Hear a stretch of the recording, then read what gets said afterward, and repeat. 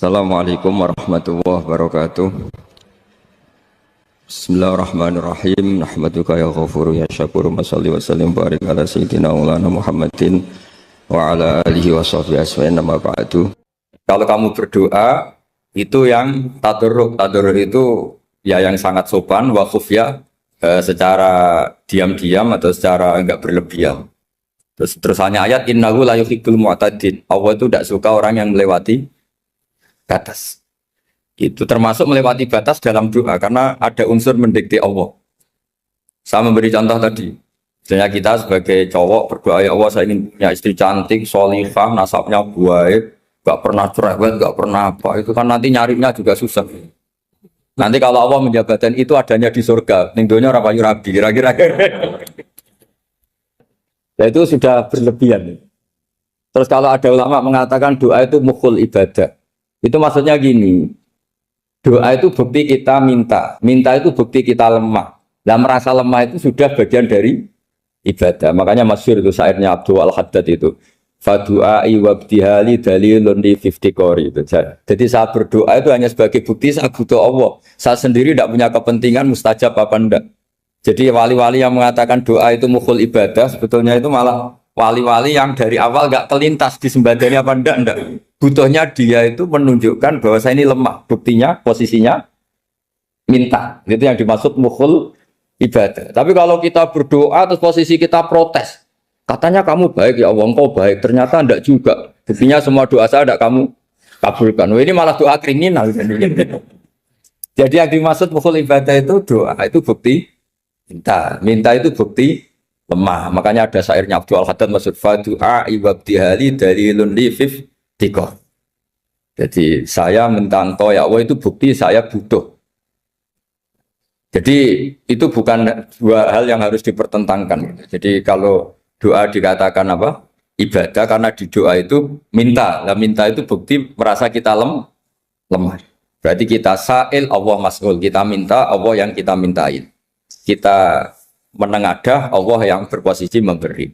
Itu saja sudah cukup sebagai ibadah. Meskipun doa kita tidak mustajab. Karena memang tadi seperti itu. Kalau di ilmu-ilmu tasawuf itu apa ya?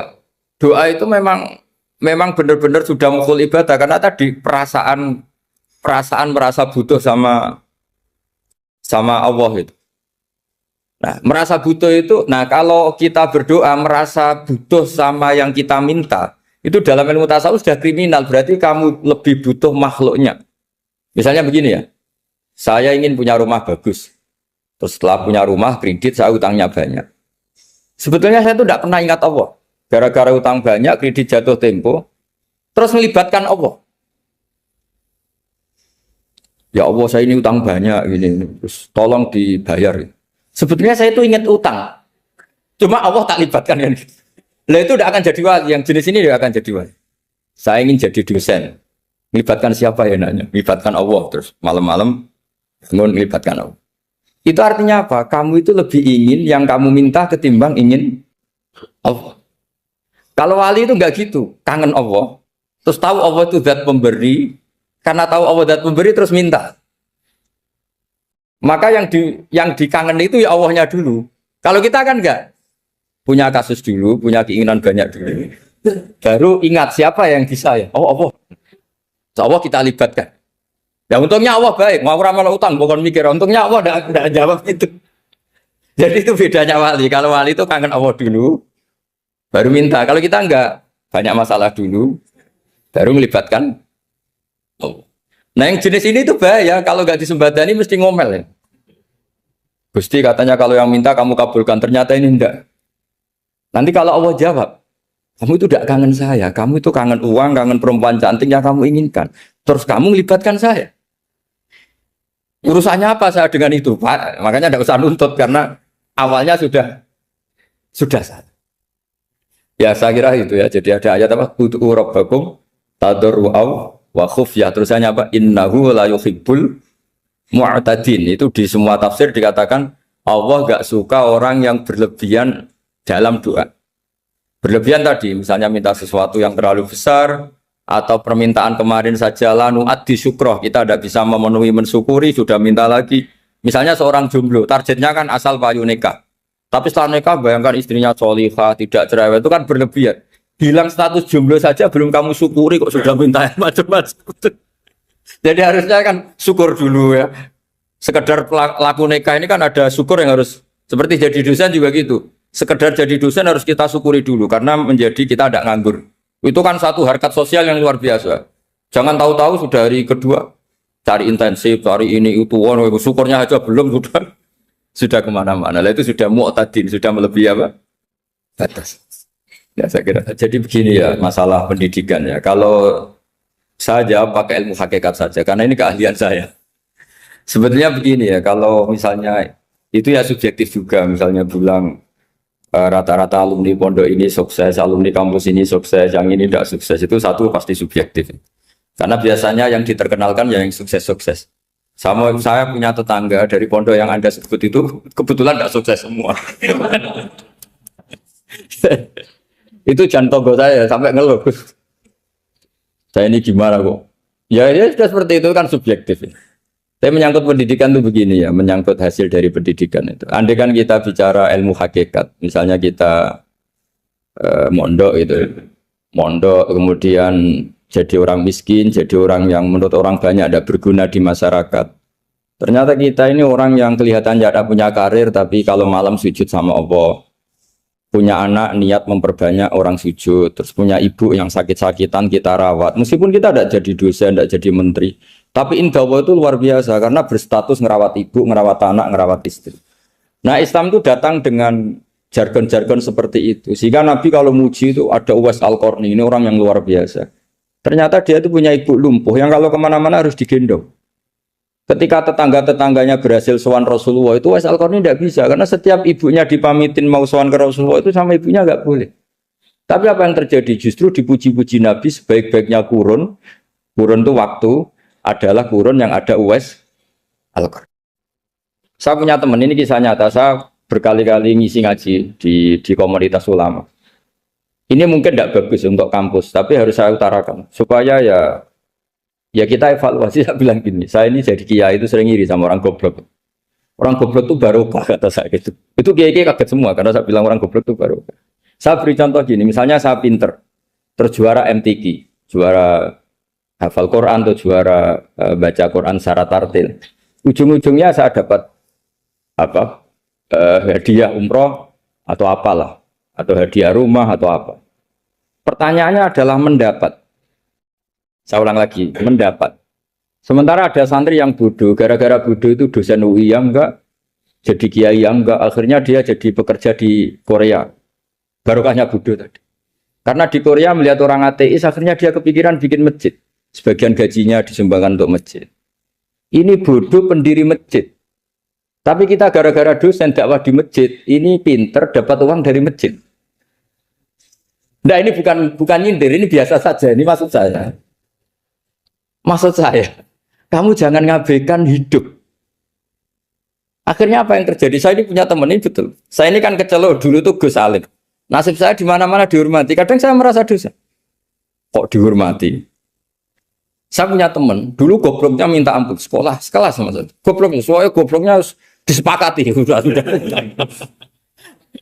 Iya, goblok musmalah kira-kira. Singkat cerita dia itu hidup di pedalaman Kalimantan sekitar tahun 92. Dulu kan biasalah di dalam hutan itu pasti ada penebangan hutan macam. Dia ada bosnya, yang jelas dia ada bosnya. Saya yakin juga agak kriminal. Karena dia tidak yang illegal logging. Pokoknya ditakdir dia hidup di tengah hutan. Ikut orang. Setelah itu dulu gak ada HP. Sering kirim surat ke saya, Gus, saya ini hidup di tengah hutan. Tapi saya ini muslim, pernah mondok. Kalau gak bikin sumpah itu gak enak.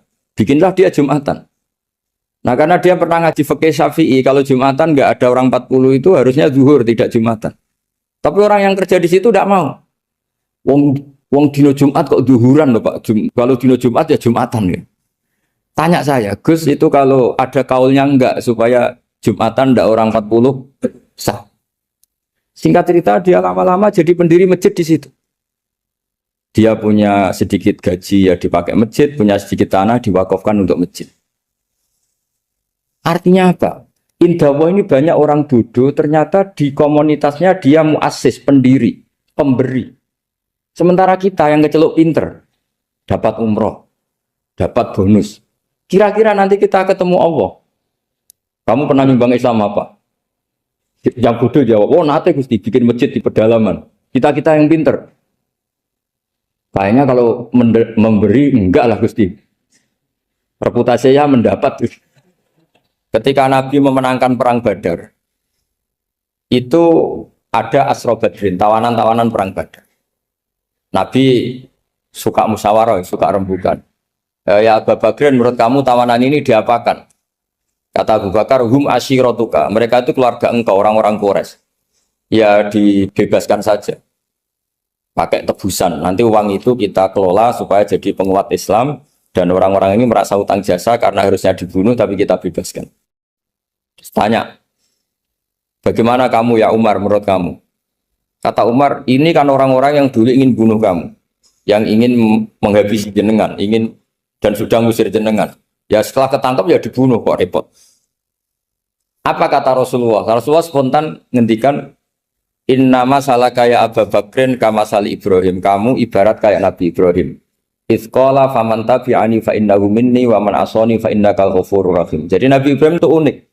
Melihat umat itu sesyafakoh itu. Syafakoh itu banget sayangnya. Nabi Ibrahim cara berpikir, faman tabi'ani fa innahu minni. Orang yang ikut saya ya Allah pasti golongan saya. Tentu layak masuk surga. Wa man asani, orang yang mendurhakai saya, fa innaka ghafurur rahim. Engkau Maha Pengampun. Bukan yang mendurhakai langsung masuk neraka, enggak. Engkau Maha Pengampun. Wa masalu kaya Umar kama salin Nuh. Isqala rabbi la tadzar ala ardi mil kafirina dajjara. Umar, kamu mirip Nabi Nuh. Inginnya semua orang kafir dihabisin. Ya masyhur kan Nabi Nuh itu enggak ingin ada orang kafir sampai ada banjir tufan. Nah kalau sampean tanya bedanya apa dengan garis keras sekarang? Bedanya ya beda sekali. Kalau Nabi Nuh benci sama orang kafir itu diserahkan yang punya. Sehingga yang punya yaitu Allah yang menghukum dengan banjir bandang. Tapi kalau kita kan kadang kita bertindak sendiri. Jadi potensi disalahkan. Yang jelas dalam hadis-hadis sahih, Nabi Nuh itu tidak bisa mensyafaati karena itu. Ketika diminta syafaat, ini hadis sahih bukan ada di Bukhari, ada di Muslim. Karena biasanya kalau di kota itu ditanya ini sahih enggak? Untungnya yang tanya kadang enggak paham, ini alhamdulillahnya jadi wah repot. Nabi Nuh itu diantara sebabnya nggak bisa mensyafaati adalah pernah corong Jawa maksudno kaume. Kalau dalam bahasa Arab itu da'a li Zaidin berarti mendoakan positif. Kalau da'a la Zaidin mendoakan negatif. Kalau orang Jawa itu ada doa, ada pasot. Nabi Nuh adalah orang yang pernah maksudkan kaumnya. Nah, saya cerita sedikit tentang Nabi Nuh dan Nabi Ibrahim. Nabi Ibrahim dianggap tadi cerminannya Abu Bakar dianggap niru Ibrahim, cerminannya Umar dianggap niru Nabi siapa? Nabi Nuh. Lalu kalau sampean tanya, bedanya gimana? Begini logikanya. Kita mengkaji secara akademik begini. Ada ulama besar namanya Abdul Hasan Asyadzili, itu masyhur di Indonesia menjadi Thariqah Asyadziliyah. Terus ada seorang muridnya minta gini, ya Abdul Hasan Asyadzili, tolong saya dikasih ijazah supaya saya tidak pernah maksiat di bumi ini. Karena saya takut sama Allah. Kalau saya maksiat itu merasa tidak nyaman dengan Allah. Abdul Hasan Asyadzili ini malah marah besar. Atuhibbu alla tadhharu maghfiratu. Kalau kamu tidak pernah maksiat, berarti kamu suka maghfirahnya Allah Ta'ala itu tidak kelihatan. Karena tidak ada yang maksiat. Tapi bukan dukung kamu yang tidak. Nah ini cerita ilmiah. Tapi kalau Said Abdul Al-Haddad itu kebalikannya. Ada orang fasik gitu hidup berkeliaran, mengganggu masyarakat, ganggu ketertiban agama. Pada kiai atau siapa gitu mendoakan supaya tobat atau dikasih panjang umur supaya nanti bisa tobat. Itu beliau Said Abdul Al-Haddad marah besar. Man da'a li fasikin bil baqa faqad ahabba ayyusawahu fi ardi. Orang yang mendoakan orang fasik hidup berarti dia suka Allah dimaksiati di buminya. Jadi akhirnya jadi kutub besar, yang satu Sadziliyah, yang satu Haddadi. Kenapa ya? Karena tadi yang satu cerminan Nabi Isa, yang satu cerminan Nabi Yahya. Sebagaimana sabda Rasulullah tadi, ulama ummati ka anbiya'i bani Israil. Juga masyhur dalam aplikasi pengajaran juga gitu. Masyhur sekali dalam kitab-kitab diceritakan Kalau Said Abdul Haddad, kalau ada orang sowan itu, kamu ngaji sama siapa? Sama si A. Gitu. Pernah nangis gak pas ngajar? Gak pernah. Udah enggak terus, nggak usah diterusin ngaji orang seperti itu. Hatinya atas, wong ora iso nangis. Gitu. Tapi kalau Abu Hasan Asadili kebalikan, kamu ngaji sama siapa? Sama si A. Pernah tertawa enggak kalau ngaji? Enggak pernah. Udah, enggak usah ngaji sama orang itu. Orang enggak bisa syukur. jadi, jadi itu manhaj besar. Nah akhirnya orang-orang kayak kita ini enggak jelas semua. Nangis ya bisa, syukur, guyu ya bisa. Cuma celakanya kalau kita nangis karena tidak punya uang, kalau guyu karena punya uang, itu masalahnya. Tapi kalau wali-wali dulu enggak. Kalau senyum ya karena saking yakin rahmatnya Allah itu wasiat rahmatu. Kalau nangis ya karena takut azabnya Allah. Kalau kita kan enggak, sangat-sangat materialistik. Ini yang membedakan kita. Sebenarnya nangis dan senyum itu satu keharusan karena Allah punya madharul jalal. Ketika Allah dengan sifat keagungannya, maka kita ini seorang Jawa serako bersenyum. Tapi Allah itu kadang sebagai madharul jamal. Adanya satu keasikan. Sehingga yang merengut itu yang salah. Makanya dalam ilmu tasawuf, kutub wali itu hanya dua. Allah dengan madharul jalal, dengan Allah yang madharul jamal. Contoh madharul jalal misalnya gini. Ketika Nabi Musa ingin melihat Allah, saking kangennya ingin melihat Allah, Rabbi arini anzur ilaik. Ya Allah, saya beri hak untuk melihat engkau. Allah dengan jalalnya gini, Allah itu qadim, superior. Tentu gak layak tersentuh barang hadis. Barang hadis itu makhluk. Sehingga ketika falam matajalla rabbuhu lil jabali ja'alahu dakka wa kharra Musa sa'iqa. Sehingga enggak levelnya apapun hebatnya Nabi ini tetap makhluk. Sementara Allah itu qadir. Enggak kuat. Makhluk yang fana ini, yang profan ini enggak kuat. Enggak kuat menampung zat yang qadim, yang superior. Sehingga gunung pun hancur. Nabi Musa pingsan. Tapi ketika Allah dengan madharul jamal itu Allah dengan keindahannya, dengan kasih sayangnya, memberi hak makhluknya untuk melihat. Nah, di sini ini Allah sering ngendikan wujuhu yauma idzin nadhirah ila rabbiha nadhirah. Nanti ada wajah-wajah yang di surga itu melihat saya kata. Tapi apakah betul melihat kayak saya melihat dosen, melihat Pak Rektor, melihat teman-teman itu tidak bisa.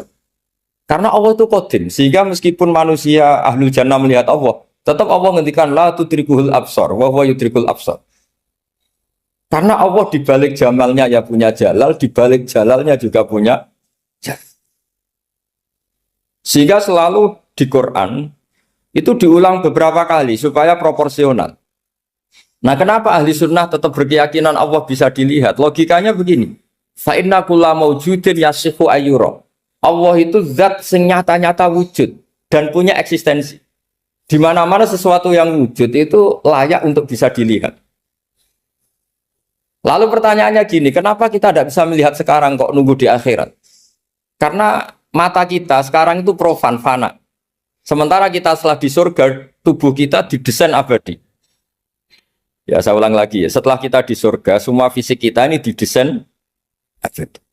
Tentu karena desainnya sudah abadi, layak melihat zat yang abadi. Tapi pertanyaannya, kenapa tidak bisa ikhatoh, tidak bisa melihat sampai faham, la tudrikul absar? Karena abadi kita itu diabadikan. Sebagaimana surga abadinya diabadikan. Neraka diabadikan. Sementara Allah abadi dengan dirinya sendiri, yaitu Al-Qayyum, atau dalam bahasa ngajinya Qiyamuhu binafsi. Nah lalu pertanyaan, makanya Mu'tazilah itu menentang betul kalau orang di surga bisa melihat Allah. Cara berpikir Mu'tazilah, melihat itu artinya yang dilihat ada arahnya, sementara Allah terbebas dari arah. Tapi kata ahli sunnah cara berpikir tidak seperti itu. Melihat itu pokoknya tahu. Nah, tahu karena mata itu karena kita ditakdir tahu itu karena mata. Sebetulnya yang menjadikan tahu itu tidak mata. Ya kalau tahu ya tahu saja, bukan harus pakai mata. Itu cara berpikir ahli sunnah wal jamaah. Jadi saya beri ya bocoran ya. Kenapa mazhab ahli sunnah itu yang dipilih oleh banyak mayoritas di dunia, jumhur itu. Ahli sunnah itu dianggap pikirannya lebih orisinal. Misalnya ahli sunnah kalau ditanya, kenapa kamu melihat? Ya melihat saja. Kenapa kamu mendengar? Ya mendengar saja. Kesannya itu tidak rasional, kayak orang yang nggak pinter itu. Tapi sebetulnya itu yang benar. Jadi cara berpikir ahli sunnah itu melihat itu menjadi tahu. Menjadi tahu itu bisa karena mendengar, bisa karena melihat, bisa karena dikasih tahu, bisa karena bersentuhan. Sebab itu di Quran itu ada ayat ala ya'lamu man khalaqa, bukankah zat yang menciptakan itu menjadi tahu. Sehingga kenapa Allah itu selalu tahu? Karena Allah yang menciptakan. Kalau kamu tahu karena mata, sekali itu jauh, maka kamu tidak melihat. Atau kamu sekarang buta, kamu tidak melihat. Atau tertutupi barang itu, maka kamu tidak melihat. Tapi kalau kamu tahu karena kamu menciptakan, maka akan melihat terus. Misalnya saya ini tukang batu. Saya ingat betul ketika saya bangun Monas, itu polpen saya tak tanam di dalam Monas. Saya ingat betul kalau polpen saya warnanya putih, tak tanam di Monas 2 meter dari pondasi. Setelah saya pulang ke Jogja ditanya, di dalam Monas ada apa? Ada polpen. Posisinya 2 meter dari pondasi. Kenapa saya tahu? Karena saya yang menciptakan. Nah, karena menciptakan ini sehingga tahu saya akan terus menerus. Tapi kalau tahu karena mata sekali barang itu tertutupi, nggak tahu. Misalnya saya tahu jenengan karena dekat sekali jenengan kemana-mana saya sudah tidak tahu. Tapi kalau saya menaruh sesuatu di tubuh Anda, sehingga kamu kemana-mana tetap tahu bahwa barang itu ada di tubuh. Nanti kalau ada yang protes, tapi bisa saja Gus barang itu dicuri orang kemudian Anda tidak tahu. Yang menjadi tidak tahu karena saya sudah tidak menciptakan suasana itu. Selagi saya yang menciptakan, maka akan tahu. Nah, tapi karena Allah ini menciptakan semua yang ada di bumi, maka Allah tahu terus. Jika Allah tahu cara bikin kuman, terus tahu bahwa manusia itu punya kuman, kumannya punya organ, organnya juga punya kuman. Nggak kebayang. Kamu bayangkan kayak, makanya Allah itu kalau cerita sederhana, Inna wuha la yastahi ayyadriba masalam ma'u ba'udotan fama fokoha. Allah itu tidak malu bikin perumpamaan nyamuk, karena nyamuk itu lebih dahsyat dibanding gajah. Para pematung itu disuruh bikin gajah masih mampu, bikinkan patung gajah, mungkin masih sanggup. Tapi kalau tak suruh bikin patung nyamuk, nggak usah bikin hidup, patungnya saja sekecil itu. Padahal nyamuk kecil itu punya organ tubuh. Lalu bikinnya organ tubuh nyamuk itu kayak apa?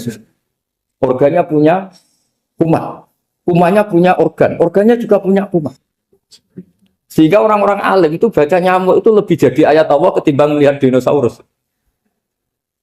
Tapi sekarang orang itu nggak tertarik ceritanya. Jadi beda perasaannya orang alim sama orang awam. Kalau orang awam tuh melihat mukjizat kan yang dasar-dasar kayak dinosaurus, gajah, wow gitu. Kalau orang alim nggak, malah melihat nyamuk. Kealiman seperti itu terjaga di umatnya Muhammad, di umatnya Rasulullah Muhammad SAW. Karena ketika umat ini nggak ditumbuhi para nabi, itu Allah menjamin Muhammad, ulama umatmu nanti punya kemampuan seperti nabi. Tentu tidak dalam keutamaan ya, keutamaan tentu nggak sekelas sama nabi. Kenapa itu terjadi? Karena tadi para nabi ini mewakili sekian. Kalau kita sangat mencintai Indonesia, maka kita akan tegas siapapun yang ingin menghancurkan Indonesia. Itu kira-kira cerminan Nabi Nuh. Kalau kita sangat mencintai Allah, maka kita akan benci sebenci-bencinya sama orang yang mendurhakai Allah. Tapi masalahnya, Allah yang kita cintai itu memaklumatkan diri kalau bersifat ghafur, pengampun. Sehingga kalau kita terlalu kasar, ini kan yang kita cintai bersifat ghafur kok kita kasar. Di sini Nabi Ibrahim. Beliau sangat mangkel sekali sama yang durhaka sama Allah. Tapi kalau mau mangkel gimana? Zat yang mengajarkan itu bersifat ghafur. Maka kita mau tidak mau. Makanya ada riwayat mengatakan takhallaku bi akhlaqillah, kamu bertata krama kayak akhlaknya Allah. Akhirnya ya sudah, kita mau apa coba? Kira-kira kalau kamu mencintai seseorang, itu potensinya akan dua, protektif. Ada telepon, itu dari siapa? Cewek atau cowok? Protektif. Itu bukti cinta apa bukti suudon? Kan tidak tahu. Tapi misalnya kamu cinta perempuan terus WA-an sama lelaki gak apa-apa, jalan sama lelaki gak apa-apa, sama masa lalunya pacarnya juga gak apa-apa. Itu cinta apa pembiaran? Kan sama-sama gak jelas. Nah kira-kira mencintai Allah itu kira-kira analoginya seperti itu. Kalau yang satu protektif, Allah harus zat satu-satunya yang disembah. Gak boleh didurhakai, gak boleh dikhianati kok. Sehingga ini sangat keras sekali. Nah, ini Nabi Nuh. Di sini ada Nabi Ibrahim. Karena orang yang zat yang kita cintai bersifat ghafur. Jika kalau kita terlalu tegas beda dengan sifatnya Allah yang bersifat ghafur. Nah umatnya Nabi seperti itu mulai dulu. Ada yang moderat, ada yang keras, ada yang setengah keras, setengah moderat. Ada yang nggak ngambil sikap, oh urip mangan turu, sementara mati. Itu lebih baik itu timbang punya istihad tapi gak jelas, mendingan. Itu ada riwayatnya. Suatu saat ibadah akhir umatku terbaik adalah tidur. Maksudnya tidur itu gak ngambil sikap, masyhur itu. Saya beri riwayat yang ada di Bukhari Muslim. Satakunu fitanun. Al-qa'id fiya khairun nal-qa'im wal-qa'in fiya khairun nal-masi wal-masi fiya khairun nas-sa'i. Nanti di akhir zaman itu banyak fitnah. Kata Rasulullah, yang duduk lebih baik ketimbang yang berdiri. Yang berdiri lebih baik ketimbang yang jalan. Yang jalan biasa lebih baik ketimbang yang jalan bergegas. Man tasyarrafa laha tastasrifu. Fitnah itu adalah siapa yang terlibat maka akan semakin parah. Sehingga semenjak itu ulama berpikir nanti di akhir zaman kalau ada fitnah, itu sebaiknya orang ngambil sikap sepasif-pasifnya. Secuek-cueknya. Jadi semua syurahul hadis sepakat makna hadis ini apa? Orang disuruh sikap secuek-cuek. Misalnya pilihan presiden, contoh kecil pilihan presiden. Mungkin para intelektual nggak merasa, tapi kalau ulama itu cara berpikir beda. Pilihan presiden, kamu fanatik milih A, yang satu fanatik milih B. Ya presiden atau bupati atau gubernur. Terus yang satu bilang gini, wah kalau nggak di presideni A, nggak di bupati A, nggak di gubernur A, negara ini rusak. Mungkin betul dari segi jejak rekamnya A ini bagus. Tapi pertanyaannya secara tauhid, bagaimana Anda menggantungkan kesejahteraan sama makhluk? Kamu nggak pernah terusik begitu kan para intelektual? Itu kan melukai. Bagaimana mungkin Anda menggantungkan kesejahteraan dengan seorang makhluk? Wah kalau di presiden A pasti Indonesia makmur, kalau bupati A pasti Sleman makmur, pasti Bantul makmur. Nah, bagaimana mungkin makhluk yang sedang soleh kamu pastikan selalu soleh? Wong dia makhluk bisa berubah. Sementara yang B misalnya fasik, wah kalau dipimpin B pasti rusak negara. Bagaimana kamu pastikan B yang fasik selalu fasik? Dia saja dia husnul khotimah. Yang fasik pas mimpin jadi soleh, yang soleh pas mimpin jadi fasik. Akhirnya ulama karena tahu sifat manusia itu berubah dan kendali di tangan Allah. Sikapnya nggak jelas. Saya ini termasuk orang yang terkenal nggak jelas. Karena kalau ditanya, Gus sampean pilih presiden mana, bakti mana? Sanut pangeran sing dadi aku loyal. Wah, anut pangeran yo kacau. Wah, luwih kacau menan anut pangeran kan. Ini kan sudah tidak sambung karena pikirannya ulama. Memang nggak beda, cara berpikir ulama itu beda. Bahkan bapak saya itu kalau didik saya itu begini.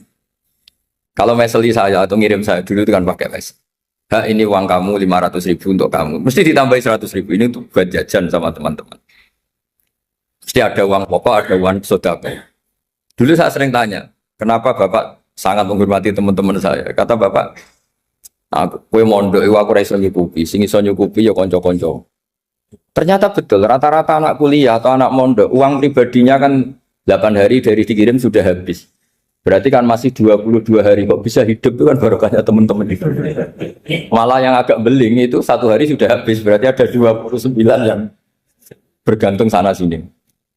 Sehingga Nabi dulu cara ngendikan itu unik. Kata Nabi, da'un nasa yarzuqu wahu ba'duhum ba'du. Menusau barnawa, enggak saling memberi rezeki. Ketika ada collab, Medina itu pernah collab, terus sekarang pernah defisit. Beberapa pakar ekonomi datang ke Rasulullah, ya Rasulullah, sa'ir, tolong dikasih harga standar. Tapi apa jawabannya Nabi? La tusairu fa inna Allaha huwal musair. Kamu jangan kasih harga, Allah sendiri yang menentukan harga itu. Terus kata Nabi, kenapa engkau begitu ya Rasulullah? Ini negara harus ditentukan harga karena gini-gini. Kata Nabi, saya tidak ingin ketemu Allah dalam keadaan dolim. Tapi ini tentu di teori ilmu modern ini masalah. Tapi menurut orang modern. Tapi kalau menurut ilmu hakikat itu nggak akan masalah. Misalnya, kenapa Nabi tidak menentukan harga dalam keadaan negara seperti itu? Jawabannya pakar-pakar hakikat. Ya saya ulang lagi pakar-pakar hakikat. Begini, misalnya ada orang menimbun supaya nanti harganya mahal. Terus ditimbun terus sampai nunggu harganya mahal. Lama-lama dia sadar kalau timbunannya nggak ada gunanya karena ternyata orang nggak beli. Nah, ketika orang nggak punya kemampuan beli, yang menimbun juga tidak punya uang. Nah, tapi kalau sampean tanya, Tapi Gus nak tuku barang pokok kan kita mati karena kehabisan stok. Itu masalah tauhid Anda.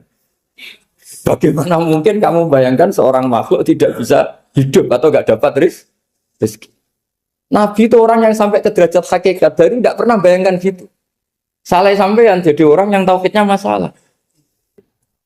Sehingga terus bayangkan, wah kalau negara ini kayak, wah kita makan apa? Kalau negara nggak stabil, wah kita gimana? Itu tidak bisa seperti itu. Dulu ketika kita dijajah Belanda, itu kiai-kiai kita, Mbah Hasyim Asy'ari, Mbah Ahmad Dahlan, mondoknya di Mekah. Sampai alim alama, dua beliau, Mbah Hasyim sama Mbah Ahmad Dahlan itu ngajinya sama-sama Syekh Khotib Minangkabau. Cuma Mbah Hasyim lebih menekuni ke Syekh Mahfud Termas, yang satu menekuni Syekh Khotib Minangkabau. Jadi dua beliau itu ngaji di guru yang sama. Mbah saya, buyut saya itu ya sudah mondok Mekah. Zaman dijajah Belanda. Sekarang kita agak dijajah, agak mondok di sana.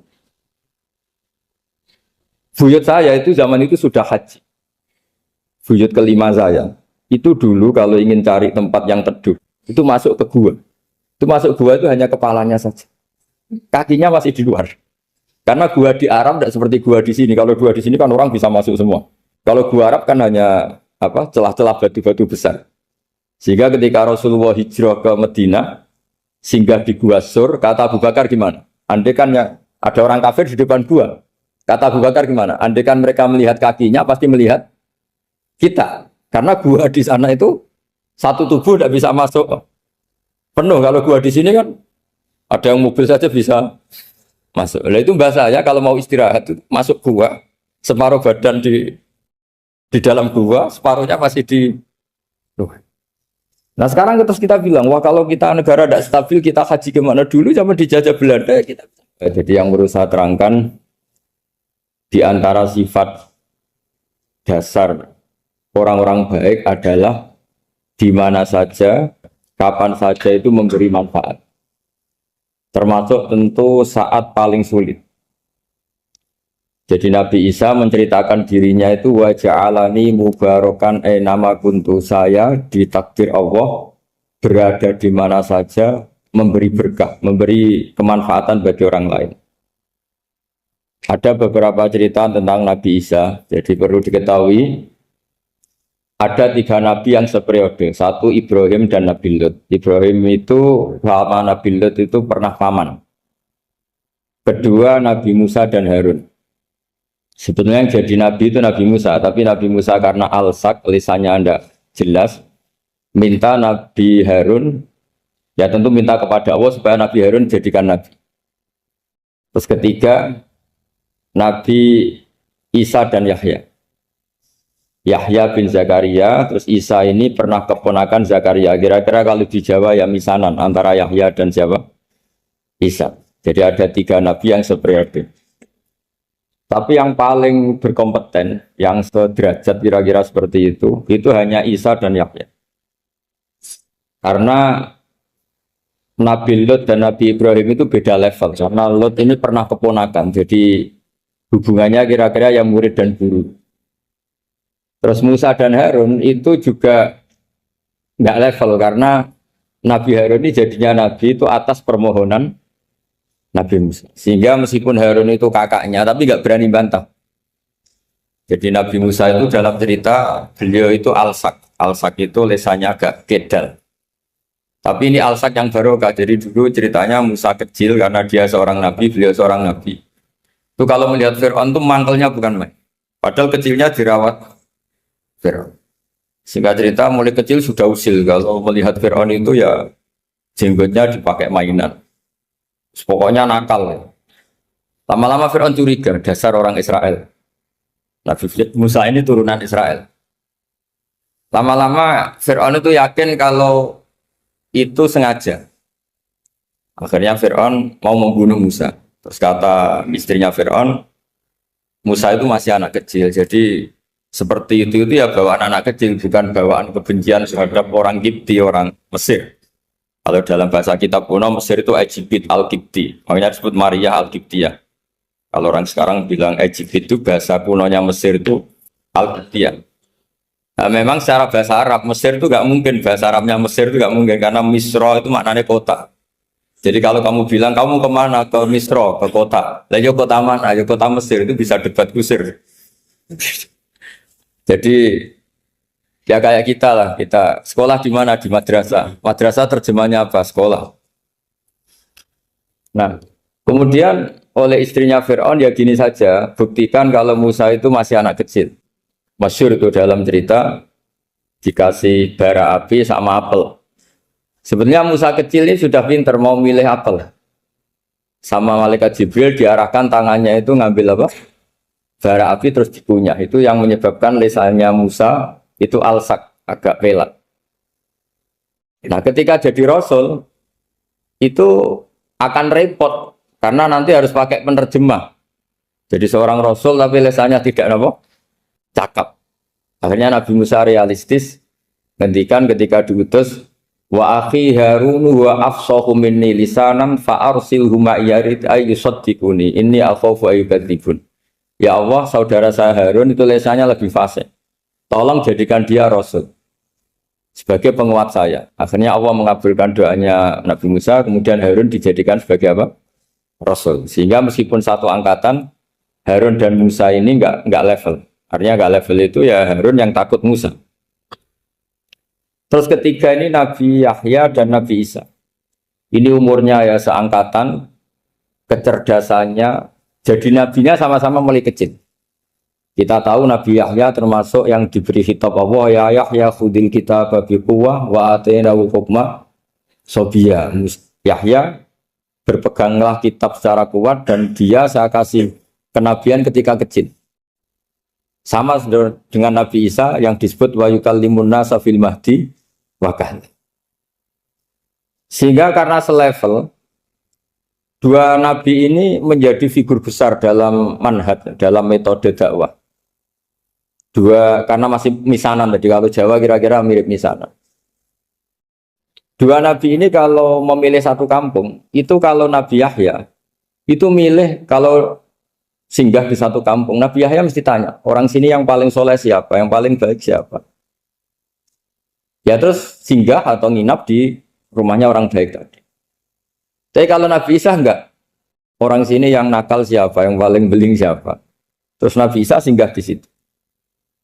Akhirnya ada pertanyaan dari Nabi Yahya, lima tanzilu ala syirarin nas. Kenapa kamu selalu singgah di orang-orang nakal? Syiror itu orang-orang nakal. Masyhur itu Nabi Isa menjawab, ana tabibun udawil mardo. Di mana-mana Nabi itu ibarat seorang dokter, kerjaannya tentu menyembuhkan orang-orang yang apa? Sakit. Jadi dua nabi ini sering berdebat, tentu debat yang baik, dan itu menjadi cara Jawa itu punjeri ilmu. Jadi manhaj ilmu besar antara Yahya dan Isa. Begitu juga Nabi Yahya itu kelihatan agak rileks, panik, saking takutnya sama Allah. Kalau Nabi Isa itu rileks, pokoknya kumpul orang-orang nakal itu ya rileks. Akhirnya ada dua pertanyaan sekaligus nanti jadi dua manhaj.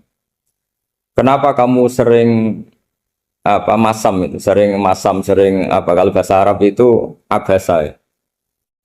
Terus yang Nabi Yahya balik bertanya, kenapa kamu sering senyum, sering tertawa? Kenapa memangnya terus? Ka'annaka ta'manu min makrillah. Kamu sering senyum kayak kami sudah terbebas dari azab Allah, dari ditegur Allah, seakan-akan kamu orang paling benar yang nggak akan salah. Nabi Isa balik tanya, sama kamu sering masam, sering meru, ka'annaka taqnatu rahmatillah, seakan-akan kamu putus asa dari rahmatnya Allah. Sehingga kemudian itu jadi manhaj besar. Kalau terlalu senyum, ya dianggap orang yang kayak nggak punya perasaan dosa. Tapi kalau terlalu masam, terlalu merenggut, seakan-akan rahmat Allah itu terbatas. Sehingga seakan-akan Allah itu rahmatnya nggak cukup lah untuk mengelola manusia ini. Sehingga itu jadi metode besar yang masyhur itu dalam sebuah hadis Nabi ngendikan, ulama ummati ka ambiya ibani Israel. Ulama umatku itu kapasitasnya atau fungsinya atau manfaatnya setingkat nabi-nabi Bani apa? Israel. Karena ketika umat ini nggak ditunggui para nabi setelah Rasulullah SAW, itu yang nunggui hanya ulama.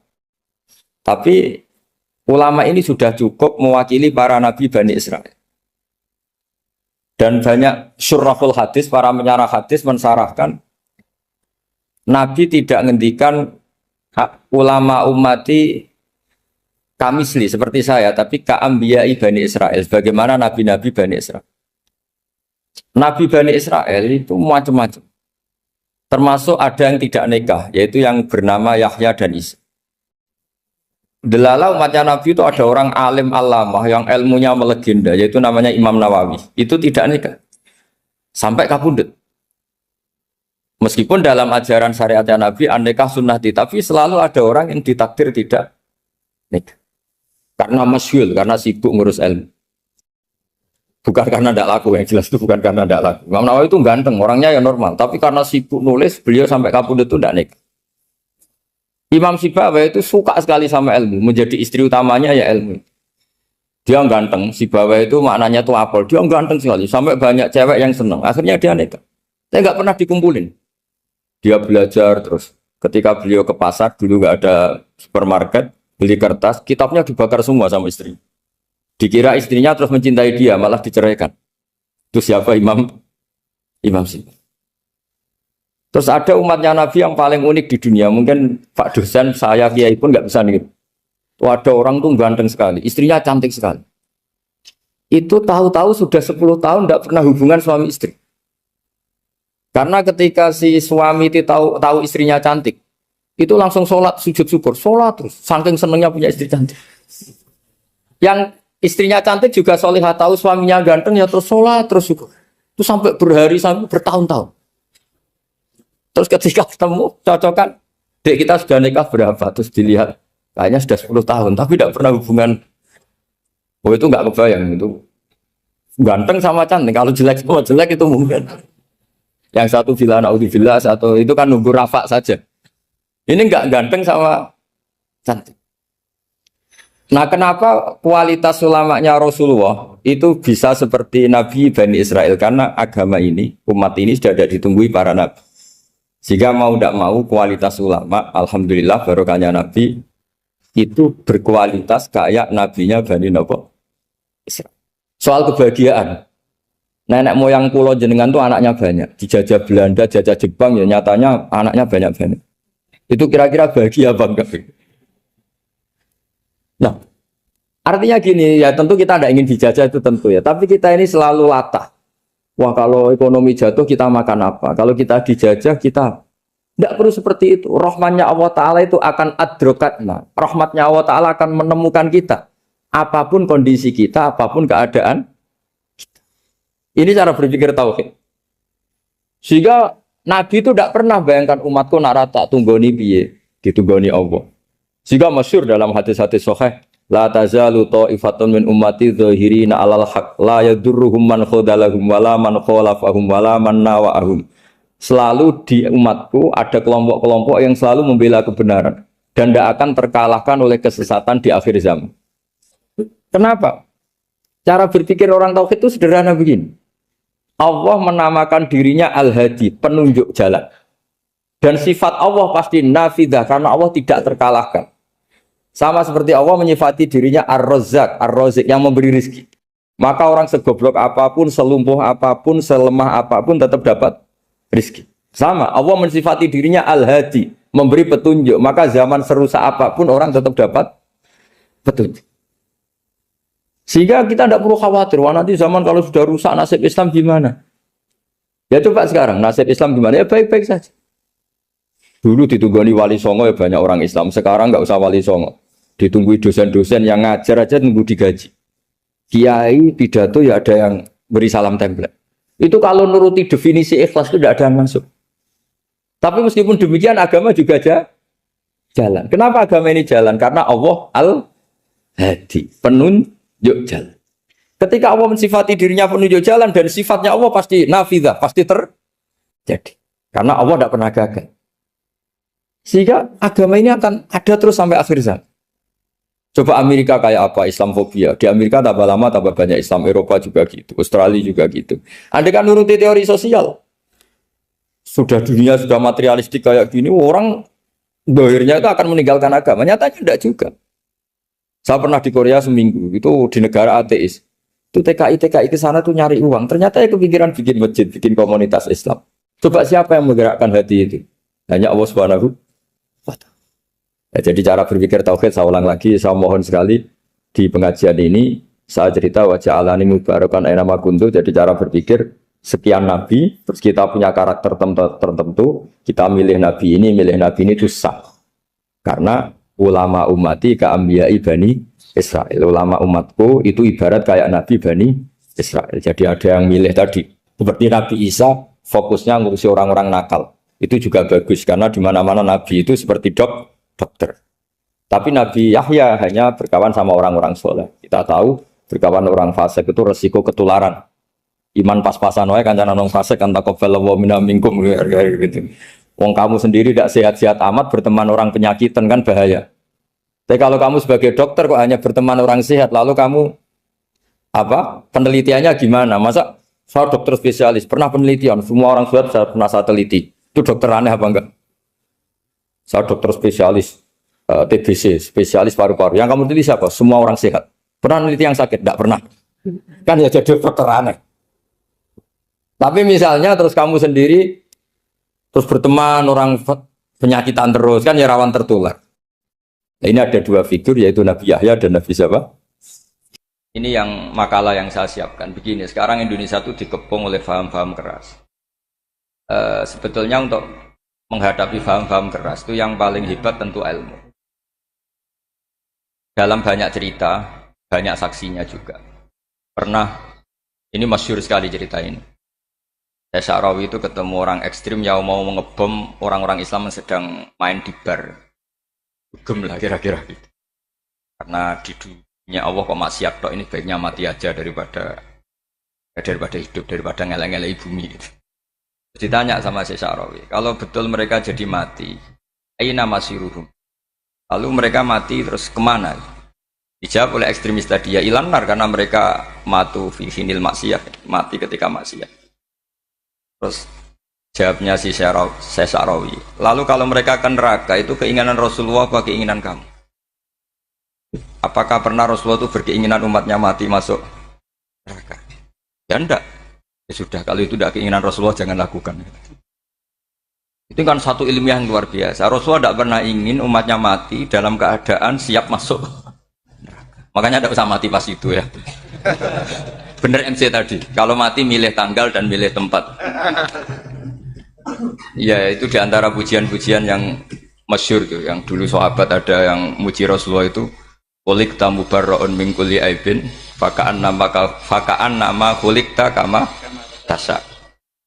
Jadi itu sebenarnya makalahnya sahabat, tapi yang untung Mustafa Atif karena dapat uang banyak dari nyanyi.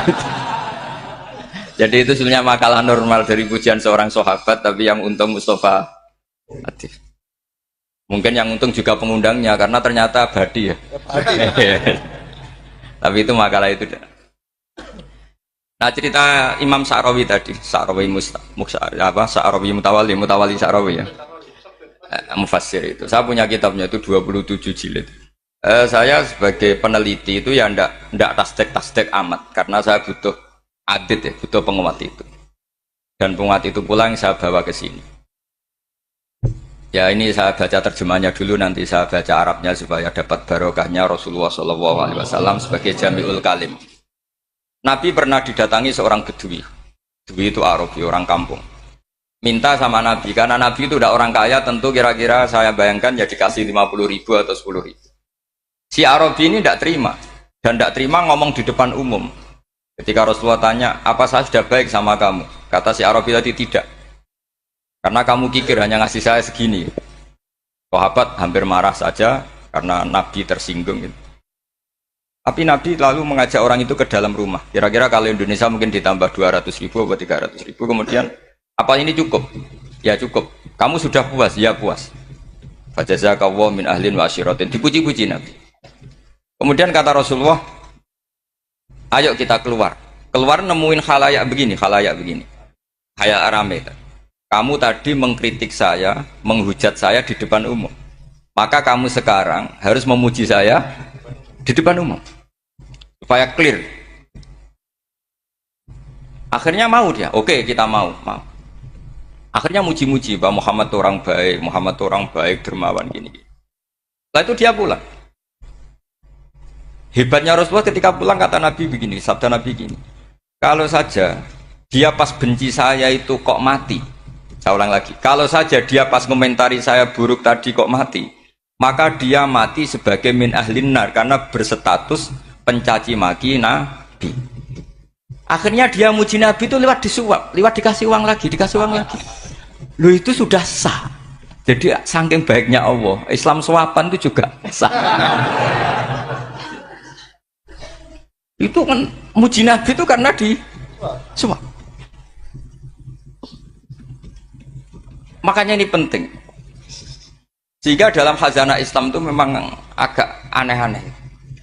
Jadi di antara ceritanya dalam hukum-hukum Islam itu ada orang fasiknya minta ampun, tapi minta karena iman sama hadis bahwa nanti kalau ada orang mati disaksikan orang dua, apalagi kalau empat min ahli jannah, maka dia min ahli jannah. Itu dia fasiknya minta ampun, nyewa orang. Nanti kalau saya mati bilang saya orang baik. Betul. Setelah dia mati bayar. Ini baik, ini baik. Satu kampung nggak ada yang percaya ini saksi bohong. Tapi sama Allah diampuni karena kesaksian suapan ini. Lalu berarti jangan ngalah suap ya enggak, saya ada ngalah suap, ngalah sedekah. Karena sekarang kalau ada caleg bayar katanya sedekah. Ya sedekah terpaksa. Ini penting saya utarakan karena apa? Allah itu menilai itu tidak sama dengan pikiran kita. Makanya kubu sebelah ini terlalu ekstrem, memaksa Allah berpikiran kayak dia. Satu karena kurang ngaji. Nomor dua ya tadi emosinya lebih tinggi ketimbang intelektualnya. Ini penting saya utarakan. Ternyata orang yang nyuap tadi apa nilainya plus, yaitu dia iman sama dawai Rasulullah Shallallahu Alaihi Wasallam. Kalau yang namanya saksi itu penting, cuma dia mendapat cara itu lewat suap. Tapi kan iman. Iman kalau dawai Nabi itu benar, kalau ada saksinya pasti min ahlil jannah. Terus dia nyari saksi harus dibayar, ya dibayar. Sekarang sama, iya 1 juta. Sekarang saya tanya di KPPS atau di mana-mana saksi pemilu itu dibayar enggak? Dibayar sah apa enggak? Sah. Jadi kadang kebenaran itu harus dibayar. Ini penting saya utarakan karena ada orang perempuan cantik dirayu, digaji supaya main di niklab, dibayar jadi orang maksiat. Lalu mungkin ada ustadz gaji dia, bayar dia supaya mondok. Gak tahu terusannya apa, terus diwayah apa enggak tahu saya. Pertanyaannya ketika kamu bayar kemudian jadi santri, itu kamu dosa nyuap apa dosa sodako membiayai proses kebenaran? Sodako. Tapi kalau yang bayar untuk jadi pegawai niklab maka membiayai kemaksiatan. Maka pembiayaan ini penting secara fikih. Arahnya kemana? Ke hak apa ke batil? Jika di Fathul Mu'in diterangkan misalnya ada orang layak jadi pemimpin dan kemudian rivalnya itu orang yang menyesatkan atau calon perusak bangsa, ya maka calon pemimpin yang soleh itu wajib berkompetisi meskipun bibadlil mal. Karena kalau yang mimpin orang fasik, kampung ini rusak. Kalau yang mimpin orang soleh, kalau nggak bayar juga nggak jadi. Maka wajib bayar. Lah yang soleh bayar ini berstatus sedekah, tapi yang batil ini berstatus suap.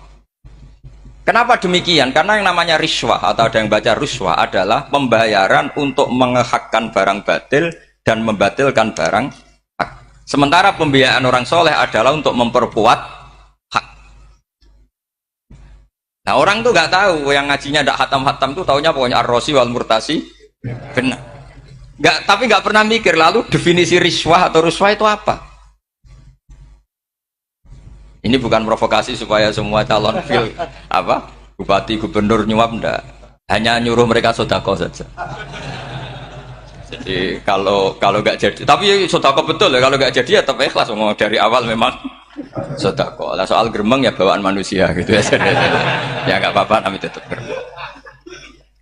Ini penting saya utarakan, makanya menurut saya itu bangga dengan Pak Hamid karena sepupu mbah saya itu karena alimnya.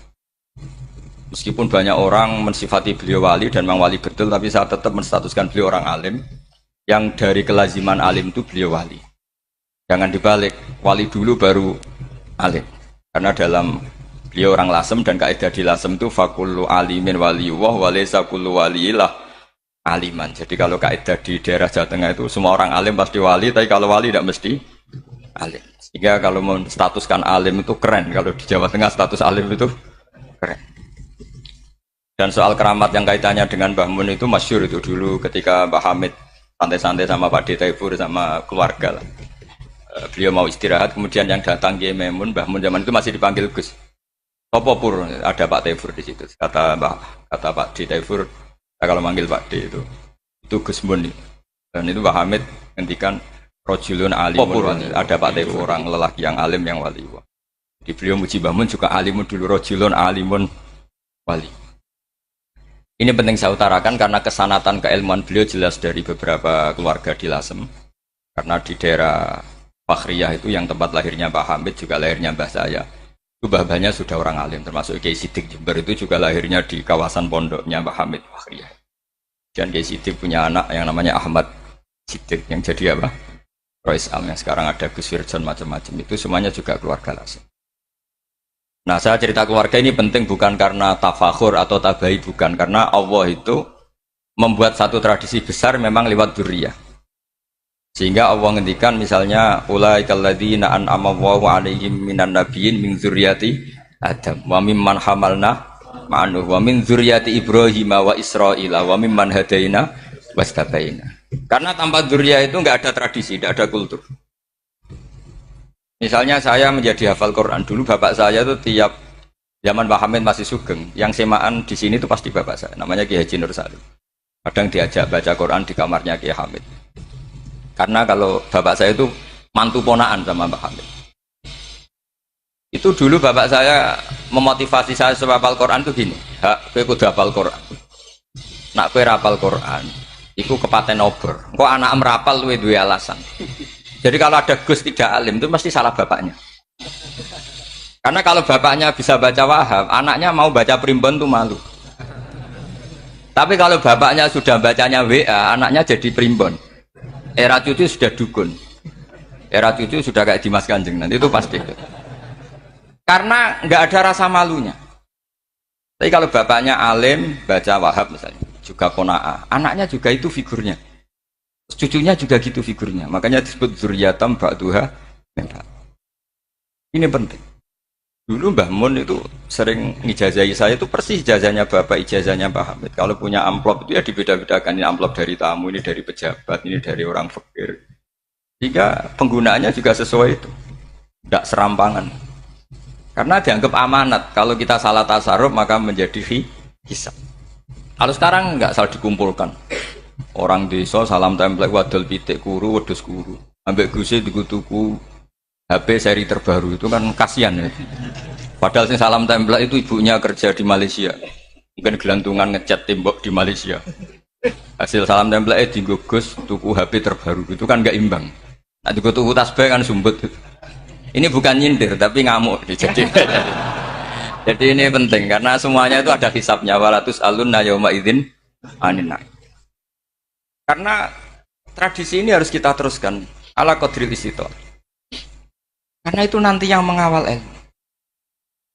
Kemudian termasuk tradisi mengakui santri goblok, ini penting. Itu enggak ada santri sebarokah santri goblok. Makanya dulu Mbah Mun, Mbah Hamid, Kiai alim itu kalau sama santri goblok ya tidak benci. Enggak kayak sekarang semua orang bikin sekolah unggulan. Sekolah unggulan itu kritik saya hanya memproduksi orang-orang yang nantinya mendapat. Kalau kamu punya santri hafal Quran, nanti hadiahnya umroh. Tanglanya umroh, santri pinter hadiahnya beasiswa. Tapi hubungannya sama negara itu mendapat. Sementara santri yang goblok hidup di pedalaman Kalimantan, karena di sana belum ada masjid, bikin masjid. Sebagian hartanya dipakai masjid, sebagian hartanya dipakai bangun masjid. Ini yang goblok pendiri masjid, yang pinter pengajian di masjid, dibisaroi uang kas masjid. Artinya gini, ya kalau halalnya halal, tapi kita mbok yo roh hikmahnya orang-orang goblok itu. Supaya kita tetap ngaji, Rabbana ma khalaqta hadza batila. Semua ini ada gunanya. Subhanaka ma khalaqta. Jadi semuanya ada gunanya. Maka bagi santri-santri yang goblok, tolong nanti saya di Fatihah karena saya ini pembela Anda. Lo yang ngomong biar saya, karena saya terkenal santri pinter. Kalau yang ngomong sampean goblok kan nggak ada yang percaya. Oh, padune podo gobloknya kan gitu. Yang ngomong harus saya. Saya itu niru Rasulullah Shallallahu Alaihi Wasallam. Nabi itu kalau ada santri serabakat pinter itu diwaris sak surat usung nang mulai pinter. Banyak itu. Balihu ani walau ayah, ada sahabat ngaji hanya diajari idzal zulzilatil ardu, sudah kamu pulang, sudah pinter. Karena betul. Sekarang coba dia ngenangan, ada santri alim alamah, mungkin bakasnya furu'iyah, gimana hukumnya Jumatan jumlahnya itu 40 kurang atau 40 pas imam. Kemudian ada yang batal satu, hukumnya gimana? Dia mikir furu'iyah. Sementara yang goblok, dia di desa tertinggal gak ada masjid. Piye caranya dia masjid? Ini bikin aslul ibadah, yang sini sudah khilaf tentang yang gak penting. Jadi orang goblok kadang lebih keren. Akhirnya apa? Duriannya yang goblok nanti jadi orang alim alama ngekholi wong goblok karena pendirinya biasanya orang pati pinter. Itulah Allah Subhanahu wa taala. Ada bikin sesuatu itu sia-sia. Nah, saya ini korban ilmu itu. Akhirnya santri saya banyak yang enggak jelas. Ya, tapi ya saya terima saja. Saya santri itu macam-macam. Ada yang profesor, ada yang doktor, ada yang goblok, ada yang baru tobat kemarin. Ada yang Cina lagi senang ahli sunnah wal jamaah, macam-macam. Semuanya ngaji sama saya. Karena saya tetap berkeyakinan Rabbana ma khalaqta hadza. Ini penting saya utarakan karena khazanah kita ini jangan digerus oleh orang yang tidak bertanggung jawab. Pernah ada di hadis Muslim, ini cerita di Sahih Muslim. Ada seseorang sedang sujud kemudian diinjek oleh orang fasik. Saya ulang lagi, diinjek. Rokobahnya yang diinjek itu rokobahnya. Lehernya itu diinjek sama orang fasik. Kemudian si yang sujud tadi bersumpah wallahi la yaghfiru wallahu lak. Demi Allah, Allah tidak akan mengampuni kamu. Itu Allah kemudian mewahyukan sama Nabi di zamannya. Wahyunya adalah manggalladzi yata'alla alayya alla aghfira li fulan. Laqad ghafartu dzunuba wa ahbattu amalak. Siapa yang mencantut namaku dengan menstatuskan saya tidak bisa memberi maaf. Sungguh orang itu saya maafkan dan yang ahli ibadah amalnya tak cabut semua, tak hapus semua. Karena Allah tuh nggak boleh distatuskan sesuai keinginan kita. Kita sedang soleh terus mengatakan orang lain tidak soleh, Allah tidak akan ngampuni. Ngampuni tidak, itu wilayahnya Allah dan Allah yaf'alu ma yasha. Dan Allah berkali-kali memaklumatkan dirinya yaghfiru liman yasha wa yu'adzibu man yasha. Tapi ini kubu sebelah nyifati Allah hanya wa yu'adzibu, kubu sebelah kan gitu. Tidak pernah kalau Allah disifati yaghfir. Bagaimana Allah gak tersinggung? Allah selalu distatuskan yu'adzib. Kira-kira kalau Allah kan gini, saya ini bisa u'adzib, bisa akhfir, kenapa status saya tinggal yu'adzib? Ini ngaji di mana? Khatam enggak gitu. Makanya resikonya ahli sunnah itu masyhur tuh Pak Hamid Pasuruan. Tamu macam-macam diterima. Ketika orang benci Golkar itu ada tamu dari Golkar juga diterima. Ketika orang nggak mau diberi hadiah oleh orang Golkar, Pak Hamid ya diterima. Bilang ke bapak, mengaku lo mau wainur, duit enggak ana gunane dhewe. Sing marai rawan hisab itu kan kamu dapat uang nggak jelas kemudian kamu pakai pribadi. Kalau orang-orang soleh kan nggak pernah dipakai, kan aman saja. Loh, dihisab apanya? Wong hanya peralon. Kalau istilahnya Mbah Hamid itu peralon. Datang diberikan orang lagi, datang diberikan. Kalau kena kamu kan hisab. Terus kamu nyate makan wareg glegeken. Wah itu uangnya nggak jelas dipakai nyate glegeken, ya mesti hisab. Kalau nggak jelas ya disedekahkan. Kalau ingin bebas apa? Bisa. Tapi kalau sering sedekah biasanya nggak bebas dari miskin. Tapi kalau kamu wali kan tetap ya Pak Hamid itu masyhur bisa kok. Tapi kan nggak jadi miskin. Kamu nggak terkenal sakok tapi miskin. Ini nggak wali. Ini penting. Jadi kebanyakan orang ekstrim karena mensifati Allah Taala itu hanya dengan status yu'adzib, tidak dengan status yaghfir. Dan itu mereka harus ngaji lagi. Kurang apanya Rasulullah SAW? Nabi sebagai manusia benci sekali sama pembunuh Hamzah karena qatilu ahabbin nasi ila Rasulillah. Itu sama Wahsy. Siapa yang nggak tahu Wahsy? Qatala ahabban nasi ila Rasulillah, itu qatala Hamzah. Dan ketika Nabi nyuwun sewu maksud no Wahsy, Allah malah nurkan ayat laisa laka minal amri syai'un aw yatuba alaihim. Ada pilihannya aw yatuba alaihim. Apa yang terjadi? Justru Allah mentobati Wahsy. Memaafkan Wahsy, mentobati Wahsy. Ada sahabat yang dipuji Nabi Hamamatul Masjid, akhirnya su'ul khotimah. Kita tahu ceritanya siapa? Sa'labah. Makanya kata Mbah Mun sering cerita ke saya. Banyak orang darani saya itu tidak jelas, kata Mbah Mun. Karena saya sama siapa saja baik, sehingga banyak yang nuduh saya itu tidak jelas. Kata beliau, ulama paling jelas ya saya ini, kan? Karena masih orisinil, kata beliau. Tapi pakai bahasa Jawa, karena tadi Mbak Idris bilang ada yang MA ya, Madura asli tadi. Makanya saya terpaksa bahasa Indonesia tadi. Kata Mbah Mun, ulama paling jelas ya saya. Karena saya menyikapi siapa saja baik, karena di hati saya hanya membaca laisa laka minal amri syai'un aw yatuka alaihim aw yu'adziba. Kenapa kamu vonis si buruk? Bisa saja nanti baik.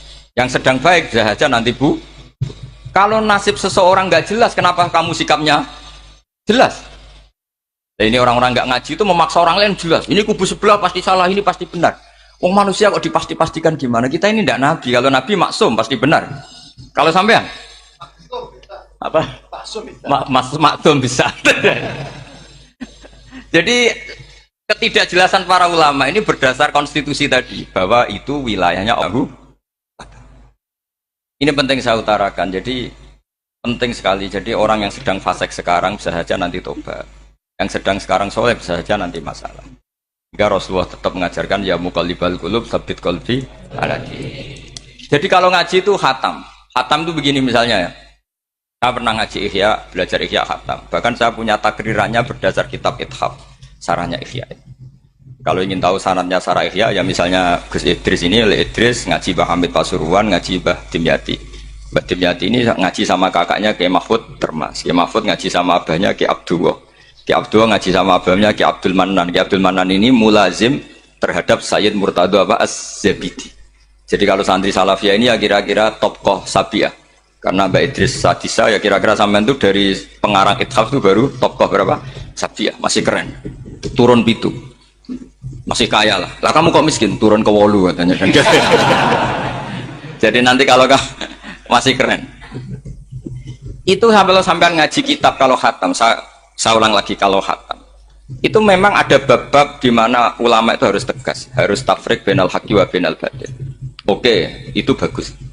Mana yang hak, mana yang batil kita bedakan. Di bab itu bagus.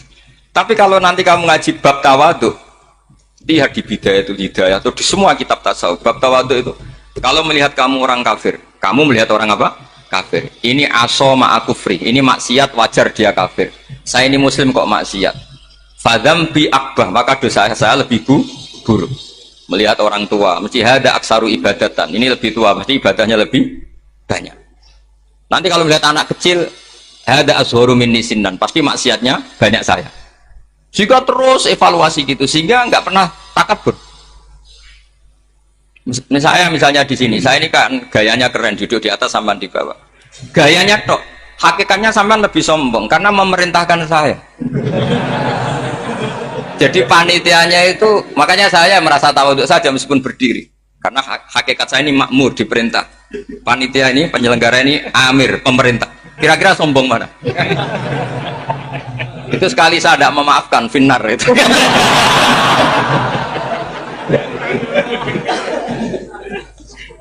Tapi insya Allah tak maafkan. Iya masih insya Allah. Jadi ini penting. Jadi mbok ya orang-orang yang ekstrim itu mikir keinginan Rasulullah SAW itu umatnya meninggal dalam keadaan baik. Makanya benar tadi, notulen tadi, kalau doa, kalau ingin mandi itu memang harus ada jadabnya. Tapi yang asli loh ya, jangan gaya-gayanan. Ya asli betul, yang nggak khilaf memang asli. Itu ada seorang wali doa di depan Nabi itu begini, ya Allah, saya harus jadi orang soleh. Allah diharuskan itu kan nggak sopan ya. Ya Allah, saya ini harus jadi orang soleh. Kenapa? Sekali saya soleh, maka surroh habibu, yang seneng kekasihmu. Sekali saya fasik, maka yang seneng musuhmu, yaitu iblis. Tinggal jenengan milih mana, nyenengkan kekasihmu apa nyenengkan musuhmu. Akhirnya dapat aku ya sudah soleh aja soleh ini kok doa kok neror orang ini. Kira-kira gitu. Ya Allah, saya harus jadi orang soleh. Kalau saya jadi orang soleh, surroh habibuk, yang seneng kekasihmu. Kalau saya jadi orang fasik, yang seneng musuhmu. Sedangkan tinggal milih saja, menyenangkan kekasihmu apa menyenangkan musuhmu. Kira-kira Allah seneng mana? Seneng menyenangkan. Wah, itu doa paling mustajab. Tapi syaratnya harus anti bikolbin dan dari Ijazah nggak mandi, itu ijazah nggak mandi. Maka ini tidak saya ijazahkan. Nanti kalau kamu ngalami isak sendiri, ngalami wujdi sendiri, terus ngalami itu, insya Allah makbul. Ini mau gaya-gaya nan copy paste, nggak diterima itu. Jadi wali-wali dulu itu kalau berdoa itu sederhana, tapi dari hati yang paling dalam. Makanya Nabi Musa itu terkenal. Orang paling seenaknya sendiri dan Nabi Musa hubungannya dengan Allah. Tapi sama Allah dimaafkan karena orisinil, tidak bikin-bikin. Rasulullah juga itu. Kalau sudah marah itu doanya gitu. Cuma celakanya ditiru Nira Warisman dulu. Nabi itu ketika perang Badar itu jelas kalah, nggak mungkin menang. Sudah jelas kalah. Nabi hanya 313, orang kafir 1000 dengan perlengkapan apa? Sudah lengkap semua. Setelah perang dilihat itu jelas kalah. Seri awal yang memang kalah betul. Doanya Nabi apa? Allahumma intuhlik hadil isobah lam tu'bad ba'dal ya. Ampun Gusti, silahkan bikin kalah. Tapi ra ono sing roh nak jenengan pangeran. Pun lahiran jenengan dadi pangeran, ora ono sing roh. Enggak ada ibadah. Intuhlik hadil isobah lam tu'bad ba'dal ya. Kalau engkau menghancurkan kelompok saya ini, jenengan sebagai Tuhan tidak ada yang nyembah lagi. Karena yang nyembah tinggal kelompok kita. Tapi yang ngendikan Nabi, kalau kamu niru tidak bisa. Gak bisa kamu doa, ya Allah saya ini santri salafiyah, kalau saya bodoh menjadi presiden buruk terhadap alumni salafiyah.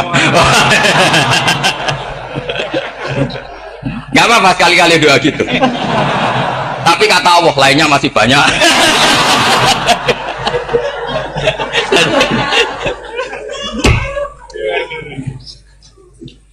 Tapi itu syaratnya tadi harus ada al-wujdi wasima. Jadi makanya Imam Ghazali punya kitab al-wujdi wasima. Karena ada masrob, ada syarab. Jadi wali ngikuti para nabi itu ada masrob, ada syarab. Sehingga perasaannya itu beda. Saya punya sekian contoh. Makanya tadi saya bilang di sini yang cerita nanti tak baca Arabnya ya tabarruk dengan jamil apa kalim. Jadi Nabi menyontohkan gini ya. Hubungannya Nabi dengan umatnya itu kata Rasulullah ibarat orang punya unta atau sapi yang susah itu. Yang sarodat itu berat. Kalau bahasa sini apa beda? Yang larat ya Pak? Melayu. Terus orang-orang lain ingin membantu. Kubu sebelah ingin bantu. Tapi ketika mereka ingin bantu malah unta ini tambah lari karena asing. Semua selain pemiliknya ini kan bagi unta itu asing. Jadi mau dibantu ditangkap tambah lari karena ini orang asing semua. Ngajinya agak jelas, asalnya agak jelas, tapi mau ikut umat Islam ini asing semua. Akhirnya kata Nabi yang punya unta tadi datang, kemudian ngambil rumput, terus unta itu dipanggil, kemudian unta itu ngikuti. Kata Nabi, ibarat saya seperti itu. Kalau saya yang memimpin Islam, saya yang merawat umat saya, maka umat akan mudallalah, akan nurut. Tapi kalau yang rumat kalian, malah Islam menjadi kacau. Kenapa menjadi kacau? Karena tadi nyifati Allah saja salah. Orang Islam baik dihukumi kafir hanya karena tahlilan, hanya karena manakiban dihukumi kafir. Sekarang inginnya Nabi orang menjadi Muslim apa kafir? Inginnya Nabi orang menjadi Muslim apa kafir? Muslim. Lalu gara-gara melakukan perilaku tertentu dihukumi kafir. Iya, Jara Wali Songo musyrik, nyekel patok musyrik. Katanya minta sama mayit. Padahal saya andekan jadi mayit itu dijaroi sampean nggak seneng. Nggak senengnya karena ya kadang murid itu jari gurunya ya kurang ajar. Masa gurunya dibilang gini, ya Allah, ingkana musinan fazid fi isani, wa ingkana musian pada jawas andu. Kata gurunya, soleh tenan darani ingkana. Makanya saya tidak suka zaman ziarah ke saya. Kecuali doanya ditasyakan dulu ke saya. Makanya nggak boleh ziarah itu pada Nabi, bisa murtad kan? Coba itu baca di depan Nabi, murtad gak? Ya Allah kali ini baik maka gini, kalau buruk masa Nabi baiknya ingkana. Lah orang-orang yang menyerang kita kan itu gak ada zaman sahabat doa seperti itu. Ya mesti gak ada, mana mungkin sahabat baca itu di depan Nabi. Masa Nabi didoain ya Allah kalau dia baik maka fasid, maka kalau dia buruk ya gak mungkin. Lah mereka nyerang kita itu gak ada dalam sejarah sahabat. Ya sahabat kok nahlili Nabi itu gak nabi. Mau didoain maghfir lahu. Kan ngenyek kanjeng Nabi itu ngono ighfir lahu. Ya mesti saja sahabat gak akan tahlilan. Yang kabudut itu Rasulullah, bahkan diistilahkan kabudut saja salah. Intaqala ila rafiqil ala. Nah kalau sampai harus ditahlili, kalau enggak yang rokok betul. Amalnya pas-pasan, dosanya berkelanjutan. Kondak gimana? Punya tanah warisan yang hasil ngerebut milik orang lain. Kamu sudah mati, dipakai anak cucumu. Ini berkelanjutan nggak dosanya? Berkelanjutan, berseri-seri. Mereka kalau nyerang kita kan sahabat tidak melakukan itu untuk Nabi. Ya nggak mungkin lah sahabat mendoakan itu pada Nabi, kan nggak mungkin. Coba kalau kamu jadi mayit, terus kamu gurunya, terus ada murid kamu bilang Allahumma in kana musinat fazid fi isani wa in kana musian fatajawaz anhu. Mesti kalau kamu bisa bangun, bangun. Ya Allah, cong meyakini saya soleh itu masih ingkana. Kalau guru saya soleh, maka kalau guru saya buruk, maka itu kan taklek namanya apa? Itu kan kurang ajar. Saya tidak pernah doa gitu di depan Muhammad Rasulullah, tidak pernah. Saya kalau doakan bangun dan tidak pernah gitu. Allahumma ali darajati fil jannah gitu. Saya nggak pernah, ingkana nggak pernah. Karena andaikan itu saya juga sama kok. Cuma kalau ada orang doa di bangun gitu ya karena orang lain ya tak biarin. Tapi saya tidak bilang amin, ya biarin aja sudah. Tapi kalau santri sarang nggak usah lah doa ya apa? Ingkana kok. Masa meyakini solehnya gurunya kok nunggu apa? Ini bukan ijazah, ini marah ini. Jadi pelurusan ini. Saya ulang lagi, ngaji itu harus khatam. Pentingnya khatam tadi, kalau di bab tafriq bainal haqqi wa bainal batin, akan kubu sebelah ini benar karena tegas. Tapi kitab itu tidak hanya bab itu, juga ada bab tawadhu. Di bab tawadhu itu, misalnya kita melihat orang kafir, ini wajar maksiat kan dia kafir. Masa saya mukmin maksiat? Dan ini kafir bisa saja nanti husnul khotimah. Saya muslim bisa saja su'ul khotimah. Jika tetap tawadhu. Melihat yang lebih sepuh ini aksaru ibadatan minni. Melihat yang kecil asghar berarti aqallu maksiatan minni, sehingga melihatnya itu tawadhu. Jadi kalau di bab tawadhu semuanya orang itu mungkin. Nah di sini Rasulullah SAW mengajarkan ketika malaikat Jabal bilang Muhammad, orang yang mendustakan kamu saya tungkepi gunung biar mati semua. Kata Rasulullah, saya berharap keluar dari tubuh mereka min aslabihim, dari keturunan mereka orang-orang sing mukmin. Sudah karuan kafir saja Nabi tidak berhenti berharap. Jangan-jangan nanti keturunannya mukmin, dan itu betul. Kita tahu Abu Lahab punya anak Darroh itu mukminah. Abu Jahal punya anak Ikrimah juga mukmin. Dulu Walid bin Mughirah musuh besarnya Rasulullah punya anak Khalid bin Walid. Sekarang orang-orang yang abangan nggak hafal Quran, kadang anaknya hafal Quran. Lewat program PTPG, TPA, kadang yang hafal Quran malah anaknya nggak hafal. Makanya kalau pas wisuda sampai bingung. Gurunya itu sampai nangis. Kenapa nangis? Ini anaknya orang nggak hafal Quran tapi sudah hafal. Saya gurunya nggak hafal kata. Lah kenapa bisa jadi hafid? Karena guru sewaan kata. Itu banyak sekali. Ini penting saya utarakan supaya ekstremitas itu berkurang. Logika-logika yang dibangun ulama itu ngikuti riwayat. Agama itu ngikuti riwayat, bukan sekedar akal.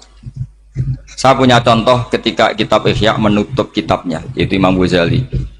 Itu ada dua orang, ini di akhir kitab Rojak dan dipakai nutup kitab Ihya sebagai rojaknya Imam Ghazali. Ada dua orang min ahli nar dipanggil sama Allah. Ini sekaligus ijazah, kali ini ijazah betul. Yang dipanggil ke surga itu masih muqayyad dan biangkalil jahim, masih muqayyad, masih dibelenggu sama atribut neraka. Terus sama Allah ditanya, piye jong kabarin rokok? Wah syarra makanan, Gusti mun rokok jenengan takokno sekarang ra enak jen. Terus kata Allah, ya sudah kamu kembali ke sana karena kamu memang orang fasik. Itu lari, semangat mau ke neraka. Ini ijazah. Semangat disuruh kembali ke neraka itu semangat lari. Allah tanya, "Loh, Cung, kenapa kamu semangat?" Ya Allah, saya ini sudah kapok. Dulu ketika di dunia kamu perintah, engkau perintah, saya tidak semangat. Maka kali ini jenengan perintah saya semangat. Karena saya sudah kapok. Setiap engkau perintah saya ada lari semangat ke neraka. Nah barokahnya semangat masuk neraka ini, kata Allah, ya sudah kamu di surga saja. Maka ijazah nanti kalau ada pengumuman silahkan masuk neraka, kamu harus lari sekencang-kencang. Karena itu perintah Allah apa? Yang ketika kita di dunia kalau diperintah males-malesan. Kalau kamu diperintah sholat subuh jamaah kan males-malesan. Dan itu menjadi kita masuk neraka. Sebagai kafarah itu ya Allah, karena ini perintah engkau, saya tidak males-malesan lagi. Wes ngembaliin rokok, lari semangat. Allah akhirnya harus dimaafkan. Panggil lagi, sudah di surga saja. Barokahnya semangat masuk neraka. Nah, ini ijazah ini. Ya diterima ya. Kok enggak semangat terima ya. Yang kedua enggak. Sudah kamu kembali ke neraka, pelengahan gitu. Enggak semangat. Allah dilihat terus enggak semangat. Kenapa kamu toleh? Ya Allah, saya tidak pernah ngira ketika engkau manggil saya ke surga, kemudian engkau kembalikan lagi ke neraka. Ya sudah, di surga saja. Barokahnya husnudzon. Jadi ini ijazah, kamu milih dua itu, milih yang mana, terserah. Artinya apa? Logika kamu itu tidak mesti masuk apa yang dilakukan oleh Allah Subhanahu wa Ta'ala. Itu logika kamu kan tidak masuk, tapi Allah yaf'alu ma yasha. Ini penting saya utarakan. Nah, tapi orang-orang ekstrim itu maunya nyifati Allah hanya status yu'adzib, yantakim, jabbar, qahar. Sifatnya Allah Ta'ala itu 99. Kenapa apa kamu hanya satu? Jadi tetap saja menghadapi fenomena seperti ini tetap laisa laka minal amri syai'un aw yatuba alaihim aw yu'adzib. Sehingga setahu saya Mbah Mun, Mbah Hamid Pasuruan, guru-guru kita, habaib yang alim-alim itu melihat tamu macam-macam ya dilayani semua. Karena ini ngadepi fenomena sosial yang semuanya tidak jelas. Kalau nggak jelas apa? Ya kita bisanya berharap karena afdolul ibadah itu intidharul farad. Kalau belum Islam sekarang kita harapkan nanti. Kalau bapaknya enggak kita harapkan anaknya. Kalau anaknya belum kita harapkan cucunya. Karena agama ini limangka nayarjuwo hawal yaumal akhir. Agama ini bagi yang terus berpengharapan, bukan bagi yang putus asa. Ini yang penting saya utarakan. Jadi apalagi Allah sudah punya rencana tadi, yang goblok-goblok di pedalaman Dayak bikin masjid. Yang pinter-pinter amin lomba untuk sangu, untuk umroh. Kira-kira memberi sama mendapat pahalanya keren mana? Memberi. Tapi tidak usah jadi goblok. Goblok tidak usah direncanakan, sudah terjadi. Jadi makanya saya bela karena sudah terjadi gitu. Tapi tidak usah direncanakan. Nanti terus wah goblok aja cara Gus Bak gak apa-apa ndak. Sudah kadung, ini cuma kita itu iman ya. Jadi karena yang pinter itu yang jumlahnya tidak banyak. Ini kita bully saja. Karena kamu bully pun tetap mulia kan orang pinter ini. Tapi kalau orang goblok gak dibela habis dia. Yang pinter, buat dikritik kayak apa kan tetap mulia kan? Lah yang muji sudah banyak, saya ngeritik saja lah. Ini tidak akan jatuh. Tapi yang goblok ini kan gak ada yang bela. Saya sebagai umatnya Rasulullah, pecinta umat Rasulullah tak bela, tenang saja. Ada hikmahnya apa? Hikmahnya orang goblok. Betul loh, saya itu sering ketemu dokter, ketemu profesor tuh nangis. Tak tanya kenapa nangis. Bapak saya itu petani, saya di Jogja sampai jadi dekan, jadi rektor. Tapi saya sekarang rektor, anak saya sekedar SMP naik itu sudah senang. Nggak dengar kabar ketangkep BNN sudah senang. Padahal saya ini ahli metodologi. Ternyata pinter bapak saya.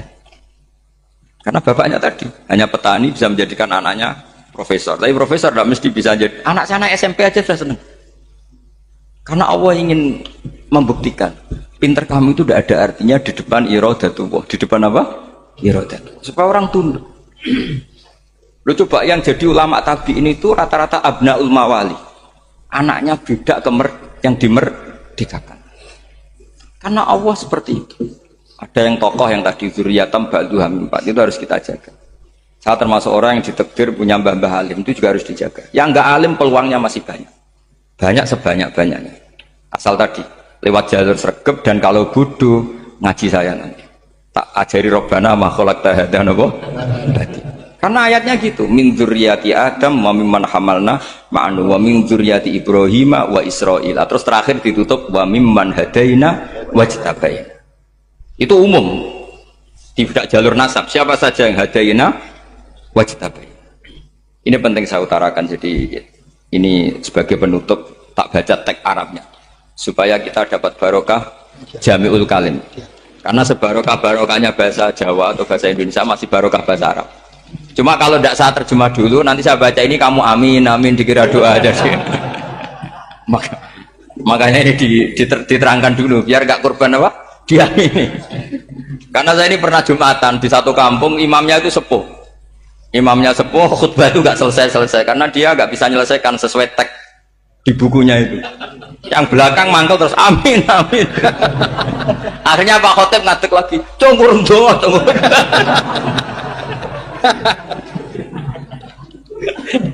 Ini masih teks Arab, tapi yang belakang sudah apa? Amin amin. Ya saya baca. Disimak. Bismillahirrahmanirrahim. Wa ruwiya anna arabiyan ja'ahu yatlubu min husai'an fa'atar. Sumaqala ahsantu ilaika. Dikasih sesuatu ya tadi saya contohkan, misalnya dikasih hanya 10.000. Qala al-arabiyyu la wala ajmalta, kamu ya belum berbuat baik. Faghadibal muslimun wa qamu ilaihi. Orang-orang Islam marah besar karena Nabi dikomentari la ajmalka, kamu ndak orang baik. Fa asyara ilaihim an kuffu. Kata Nabi, jangan kamu pukulin. Kalau di Madura sudah tuntas tuh kena celurit itu kalau. Sumakoma, kalau di MA tadi ya, di Madura asli tadi ya. Sudah tuntas. Sumakoma wa dakhala manzilahu. Setelah itu terus arsala ilaihi sallallahu alaihi wasallam wa zadahu syai'an.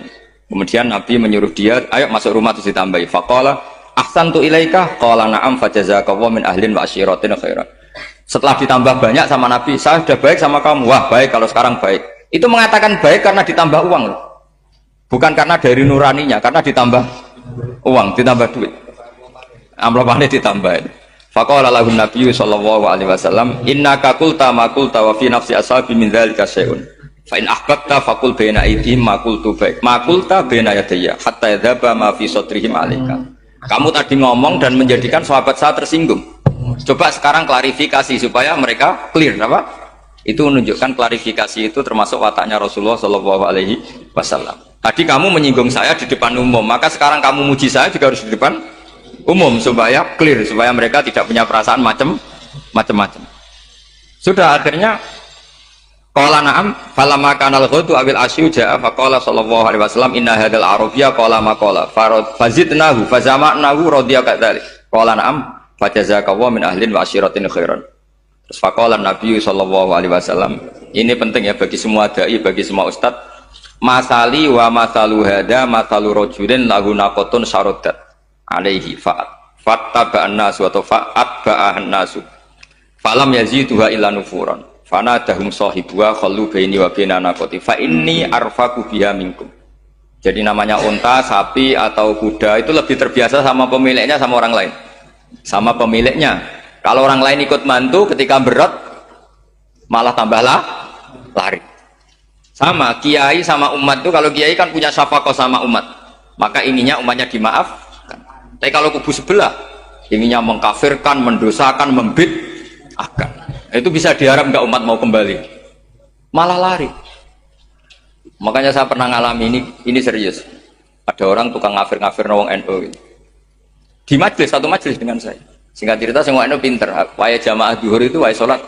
Ayo jamaah, aku gak sholat. Kenapa? Kafir sholat bar. Gak wajib mengkafir sholat. Nggak ada usah kafir, sholat saja. Mereka itu kan omongannya ta'arud, mengkafirkan kita tapi mewajibkan kita sholat. Sholat wajib gak bagi orang kafir? Gak wajib. Berani nggak mereka mengatakan yang dikafirkan tidak perlu sholat karena sudah kafir? Berani nggak kira-kira? Nggak berani. Jadi omongan mereka itu paradoks semua. Karena memang nggak pernah ngaji. Nggak pernah apa? Nggak pernah ngaji. Ngajinya betul-betul. Nggak pernah khatam tadi. Ya jadi kata Rasulullah, fa inni arfaku biha minkum wa a'lamu. Fatawajjahalaha baina yadayha fa akhadalaha minkum mil ardi faradda hatta ja'at wastana wa shadda 'alaiha rahlaha wastawa 'alaiha wa inni law taraktukum kaqauli. Terus ya sudah seperti itu. Faradda hatta ja'at wa shadda 'alaiha rahlaha wastawa 'alaiha wa inni law taraktukum terus itu walhasil itu terusannya hadis itu, kalau saya membiarkan dia dengan keyakinannya tadi mengkritik saya dan dia mati maka dakhalan. Jadi intinya gini, senang Nabi dibayar itu sah. Seneng Nabi dibayar itu sah. Seneng Nabi dibayar itu sah. Jadi ya kalau ada maulid terus kiainya ngasih makan-makan terus menjadi seneng Nabi karena ada Bukharinya, itu juga sah. Ono zaitune sah. Terus kiainya seneng karena untuk amplop juga sah. Jadi ini sudah ini sama-sama sah. Karena untuk kebaikan selalu sah. Ya habis doang kajian di sini mesti ada sarapannya pertama. Iya. Kopi dan sarapan. Ngaji pagi. Jadi orang datang ingin sarapan tidak apa-apa. Tidak apa-apa, sah itu. Sah. Sayyid Muhammad juga gitu, kalau ada orang ngaji dikasih uang juga sah.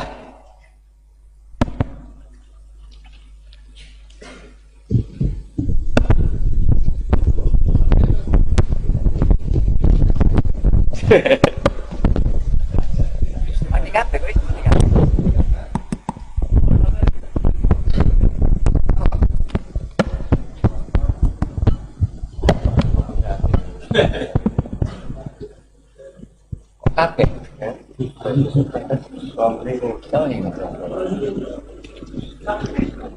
Subhanaka ma khalaqta hadza Ya,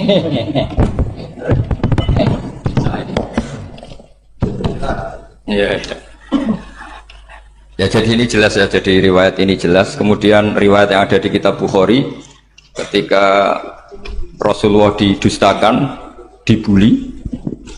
Ini wa ana mahmum ala wajhi falam astafiq illa wa ana biqarni sa'alib, yang di bawah garis itu ada yang di Bukhari. Farafatu rasi fa idzan ana bi sahabatin qad adallatni fa nadartu fa idzan fiha jibril fa nadani faqal inna wa qad sami'a qala qaumika laka wa maraddu 'alaika wa qad basa ilaika malakal jibal litamurahu bima syi'ta fihim fa nadani malakul jibal fa sallama 'alaihi tsumma qala ya Muhammad faqala dzalik bima syi'ta in syi'ta an udbika alim al-akhsaban faqala Nabi sallallahu alaihi wasallam bal arju ayyukhrijawahu min aslabihim ma ya'budu wa wahdah la yusyriku bihi syai'an. Jadi Nabi menghadapi yang sedang kafir saja enggak putus asa. Bisa saja mereka nanti melahirkan anak-anak yang Islam.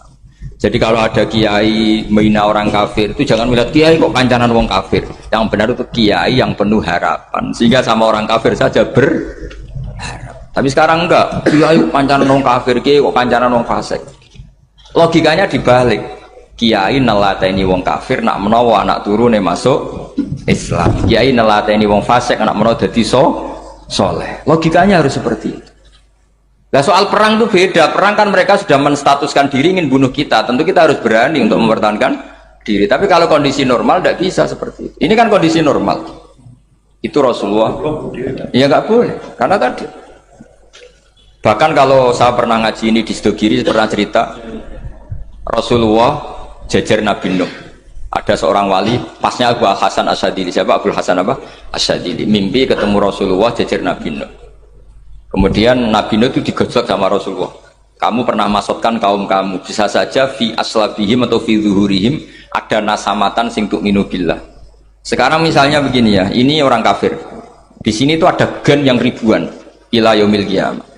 Bisa saja gen-gen yang sekarang masih di zuhurihim, karena kalau apa gen di lelaki diistilahkan fi zuhurihim, ini saja nasamatan tu'min. Nasama yang nanti mukmin. Kalau dia mati kan berarti kamu membunuh calon orang mukmin berikut. Jadi, tapi ya sama. Tapi kalau kamu bilang dibiarkan, bisa saja ini ada nasama sing calon kafir. Berarti kamu membiarkan kekafiran. Nah di sini hebatnya Allah. Allah bikin Nabi Nuh mewakili istihad potensi kekafiran berlanjut, sehingga beliau bilang wala yalidu illa fajiran kafaro.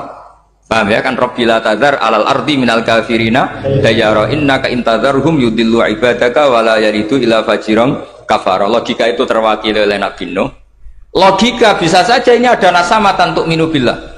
Itu terwakili oleh Rasulullah bal arju ayyukhrijawahu min aslabihim may ya'budu wa la yusyriku bihi syai'an. Kayak apa untungnya kita jadi umat Rasulullah sallallahu alaihi wasallam? Masalahnya Nabi Nuh gak Nabi Nuh, Nabi Muhammad. Jadi kira-kira istihad kamu ikut Nabi siapa? Kalau main hantam ya ikut Nabi Nuh. Kalau main rojak berharap Nabi Muhammad. Ya sudah, sampean ikut mana? Nabi Muhammad. Ini penting saya utarakan supaya apa-apa itu terukur lewat. Ya pokoknya istilah kayak Wali Songo yang tercerminkan sampai ke kita kayak Mbah Hamid, karena Mbah Hamid ini sanadnya secara gen itu sampai Sunan Bonang, di silsilah itu sampai Sunan Bonang. Saya punya catatan nasabnya Mbah Hamid Pasuruan sampai Sunan Bonang, ditulis Mbah Him itu. Ya, pas 40 harinya Mbah Hamid itu silsilah itu. Saya kira demikian, saya mohon maaf atas semua kesalahan.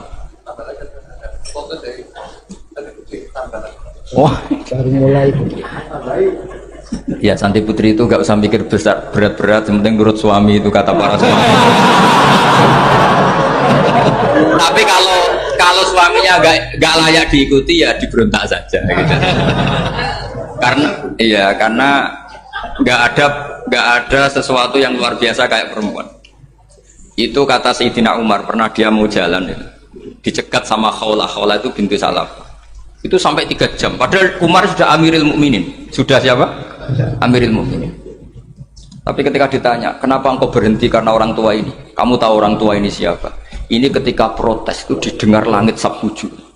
Yaitu yang di ayat qad sami Allahu qaulal lati tujadiluka fi zawjiha wa tastaqi ila Allah. Jadi sing protes wong wedok ora trimo bojone, Kanjeng Nabi diprotes. Ya singkat cerita, Khawlah itu cantik. Memang harus contohnya harus cantik. Kalau jelek nggak bisa. Khawlah itu cantik sekali. Walhasil dia mungkin khed atau apa, lama mungkin khed. Terus suaminya datang, Aus ini datang, Aus bin Somit ini datang, melihat istrinya pas sujud. Di semua teks riwayat fa'ajabatu ajizatuha. Makanya gambarannya harus cantik. Enggak usah diterjemah ya. Fa'ajabatu ajizatuha. Singkat cerita Aus itu minta dilayani saat itu juga. Si Khawlah nggak mau karena sedang ibadah. Bongkok sih mas kok dalu. Enggak kok sekarang. Saking mangkelnya karena agak kesampaian. Ya orang lanang kan gitu, mesti kotor kalau nggak kesampaian. Terus Zuhara minha, dia melakukan dihar. Anti aliyah ka dhuhri ummi. Dulu dihar dalam hukum jahiliyah adalah tolak. Setelah ditihar, Aus getulnya bukan main karena Khawlah ini cantik. Makanya contohnya cantik karena kalau nggak cantik nggak getun. Gitu.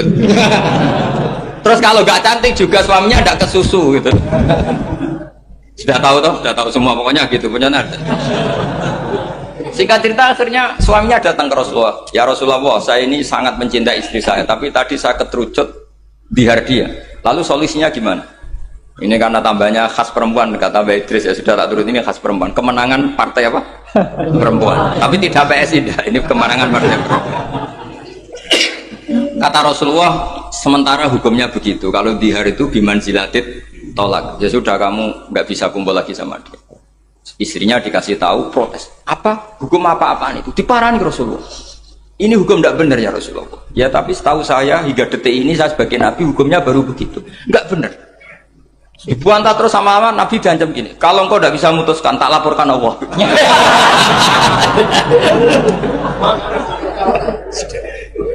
Akhirnya ini pulang betul, pulang sujud, sholat, lapor sama Allah. Dan ketika lapor sama Allah, ya Allah ini tidak fair. Lapornya tuh jorok sekali. Qad nasartu lahu batni, akala sababi wa nasartu lahu batni. Akala sababi, muda saya sudah dihabiskan sama suami saya. Wa nasartu lahu batni, tidak usah diterjemah. Tapi ketika saya sudah tidak muda, sekarang saya mau diceraikan lewat apa? Dia. Terus wa innali aulad, dan saya ini punya anak banyak. Indomam tuhum ilayya jauh. Kalau saya rawat pasti mereka kelaparan. Karena saya miskin, saya seorang perempuan. Tapi wa indomam tuhum ilaihi do'u. Nak tak elokno bapak mesti ditinggal wayang. Wah kira-kira gitu. Wayang gerutu sendiri.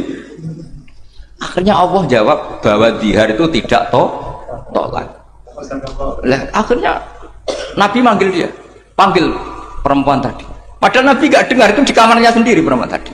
Terus qad sami Allahu qala allati tujadiluka fi zawjiha wa tashtaki. Itu semua teks ya tujadilu. Allah mendengar perempuan, lati itu perempuan tujadilu kasil madoni kowe Muhammad.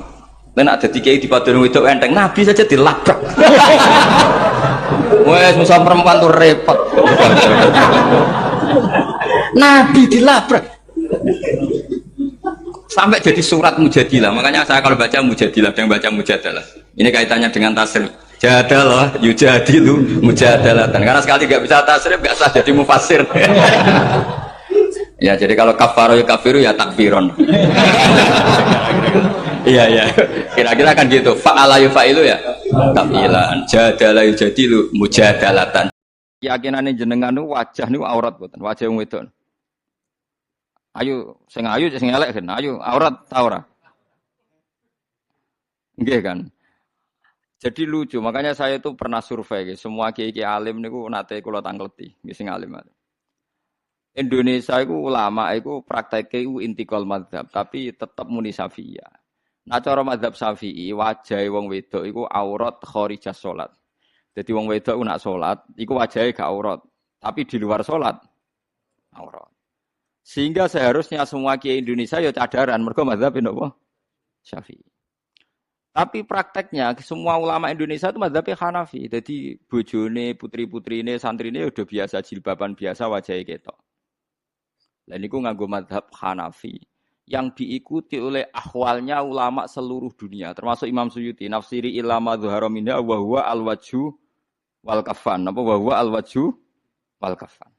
Fa yajuzu nadharuhu li ajnabiyyin illam yakhaf fitnatan fi ahadi wajhin. Sehingga untuk wajah dan kafain ini siapapun boleh melihat asal tidak takut nopo fitnah. Kadang ada orang yang auratnya biasa datang ke masjid. Itu kan bingungkan malaikat, mau ditulis dosa itu ke masjid, mau ditulis toat itu buka aurat. Nggak tahu hitung-hitungannya gimana nanti. Bodoh itu barokahnya banyak. Coba barokahnya orang bodoh, akhirnya nempat di pedalaman Kalimantan, Sulawesi, akhirnya bikin masjid di situ bikin. Kalau dia alim mungkin jadi ketua MUI di Jakarta. Assalamualaikum warahmatullahi wabarakatuh. Allahumma arinal haqqa haqqa warzuqna tiba'ah wa arinal batila batila warzuqna tinabah. Gus, di era sekarang ini terlalu banyak kiai. Jadi saking banyaknya kita yang awam ini bingung mana kiai yang benar, yang betul-betul benar menurut Allah. Mana yang seperti nampaknya benar tapi ternyata itu tidak seperti yang diinginkan Allah. Jadi cara pandang panjenengan ini bagi saya sudah luar biasa mencerahkan sekali. Jadi karena itu kami mohon, ini kebetulan ada ketua yayasan, juga ada Pak Rektor, ada baiknya kampus ini mulai mendekatkan tradisi keilmuan santri dan akademik, ngaji yang fundamental begini. Saya usul itu Bu, bagaimana 1 bulan sekali lah Gus Bahak kerso ke Semarang. Itu yang pertama. Yang kedua, saya juga termasuk orang yang gelisah dengan realitas sekarang. Saya juga mau ngajukan permohonan kepada Gus Bahak. Permohonan yang paling ini, mbok jenengan nulis 1 buku, saya Muslim, saya happy gitu loh. Ini kayaknya pas banget ini. Jadi ben ora ketok kok serius banget beragama, saiki iki abot banget gitu. Itu yang ketiga, ini penting sekali bagi kita orang-orang tua. Zaman saiki golek anak iso ngalim kok Gus Bahak angel. Jadi saya ingin tolong Gus Bahak ceritakan sejujur-jujurnya bagaimana orang tua jenengan didik sejak kecil sampai iso koyo sampean sakniki. Cekap saya kira. Assalamualaikum warahmatullahi wabarakatuh.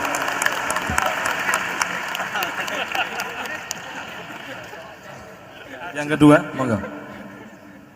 Mohon dibantu mic. Assalamualaikum warahmatullahi wabarakatuh. Gus Bahak, kula badhe tangklet. Jangan kayak ini ya.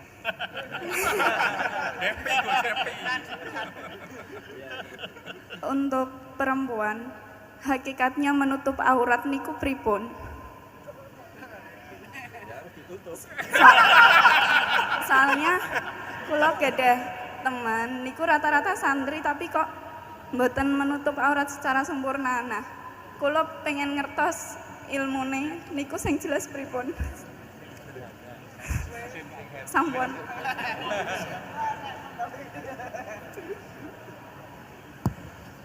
Ini sudah normal ya, pakai ini aja. Ini jawab yang Mbak dulu yang gampang gitu.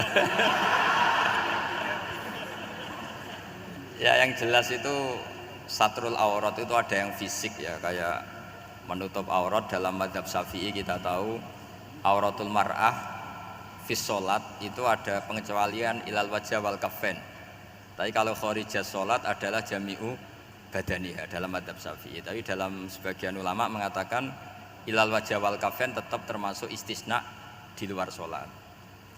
Itu dari segi fisik ya atau zahir.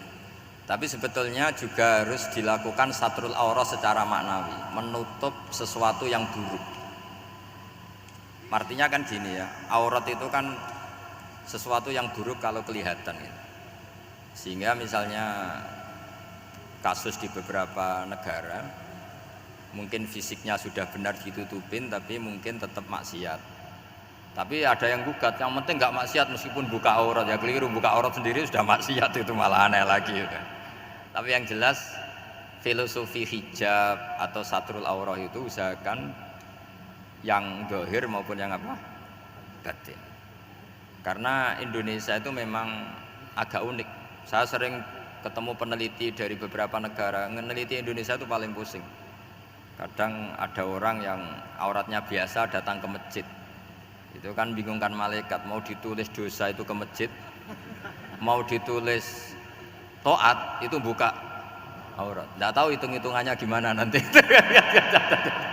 Tapi memang ya sudah seperti itu. Yang jelas standar aurat ya kita tutupin sesuai standar madzhab Syafi'i maupun ngikuti yang tidak apa Syafi'i, tapi filosofinya juga harus kita ikutin. Jadi dua-duanya harus kita ikutin sebagai perintah, bukan sebagai syarat. Itu beda loh, perintah sama syarat itu. Sebagai perintah, bukan sebagai syarat. Kalau sebagai syarat tuh begini, syaratnya orang Islam tuh harus nutupi aurat begini-begini. Nanti kalau yang nggak gitu dianggap tidak Islam, itu menjadi ekstrim. Tapi kalau sifatnya perintah, ya perintah saja. Yang nggak melakukan paling banter dianggap fasikoh atau tidak solihah, tapi tidak sampai menjadi keluar dari Islam. Ya jadi gitu ya. Jadi karena apa ya? Ya sudah seperti itu. Obsesi kita tentu ingin kesolehan, sebagai perintah. Saya ulang lagi. Jangan biasakan kalau ada aturan itu sebagai syarat. Misalnya gini, kowe nak ora alim ra anakku, itu bahaya. Mosok ora alim terus ora anakku, karena rata-rata orang itu udah alim gitu. Nanti terputus dari bapaknya semua. Tapi hanya sifatnya perintah. Perintahnya seorang bapak ke kita supaya alim. Makanya ulama mengatakan perintahnya Allah. Perintah itu lebih rileks daripada disebut syarat. Karena syarat sekali nggak memenuhi menjadi ndak. Makanya Sayyid Muhammad kalau ngarang kitab sering wajibat itu lebih ringan ketimbang apa? Syarat. Jadi beda kalau dalam filosofi ilmu itu. Jadi gampang perintah. Tentu yang nggak melakukan perintah itu ya kurang baik, tapi tidak sampai keluar dari apa? Islam. Karena perilaku kesolehan itu perintah, bukan syarat. Sehingga Nabi nanti ngendikan beberapa yang masyhur itu kan, syafaati li ahlil kabair min ummati. Meskipun umatnya yang nggak benar ya tetap diakui sebagai umat. Jadi beda perintahnya Nabi sih, semuanya kalau bisa soleh, harus bisa soleh. Tapi tetap ini sifatnya perintah, bukan syarat. Nggak bisa kamu mengatakan syaratnya orang Islam itu dalam beraurat begini, syaratnya soleh nggak pernah maksiat. Memangnya Nabi nggak pernah maksiat? Ya saya kira demikian ya, cukup ya. Lah kalau ini resikonya dia seneng saya, makanya bagus dia tidak seneng saya, jadi enggak. Jadi ini kalau seneng saya malah ngatur-ngatur gini. Ya. Terus soal ngaji di sini tiap bulan itu jelas tidak satu rutin, karena kalau sampean sopan di mana-mana ngaji itu datang ke kiainya.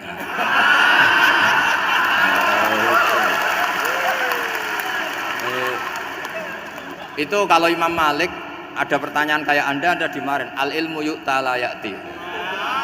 Jadi sumur itu didatangin, bukan sumurnya dipindah. Ini enggak sopan sekali.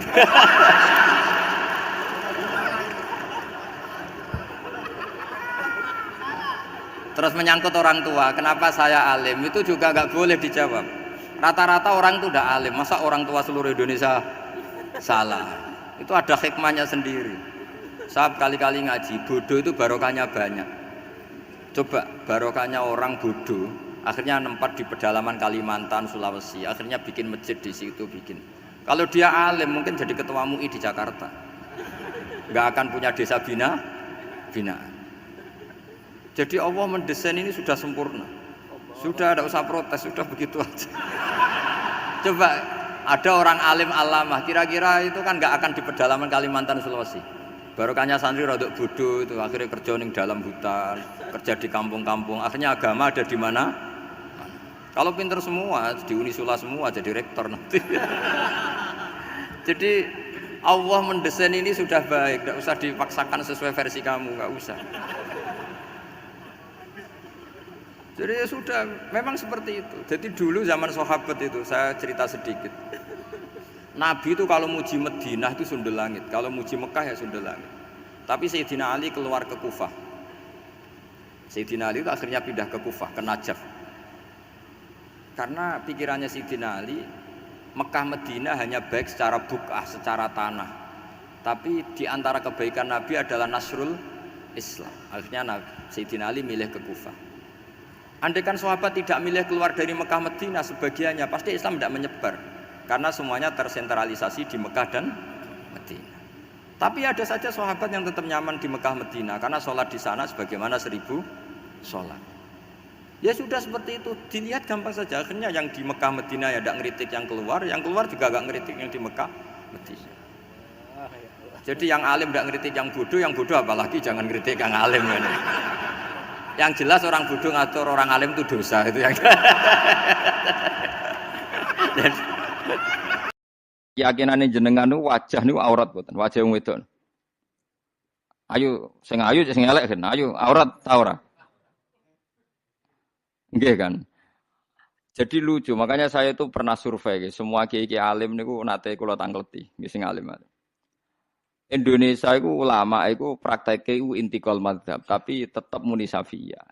Nah cara madzhab Syafi'i wajah wong wedok itu aurat kharijah salat. Jadi wong wedok itu nak salat, itu wajahnya gak aurat, tapi di luar salat aurat. Sehingga seharusnya semua kiai Indonesia ya cadaran mergo madzhab napa? Syafi'i.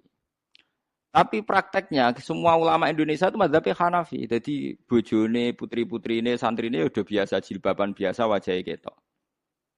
Dan itu nganggo madzhab Hanafi yang diikuti oleh ahwalnya ulama seluruh dunia, termasuk Imam Suyuti. Nafsiri ilama dhuhara minha wa huwa al-wajhu wal kafan. Apa wa huwa al-wajhu wal kafan.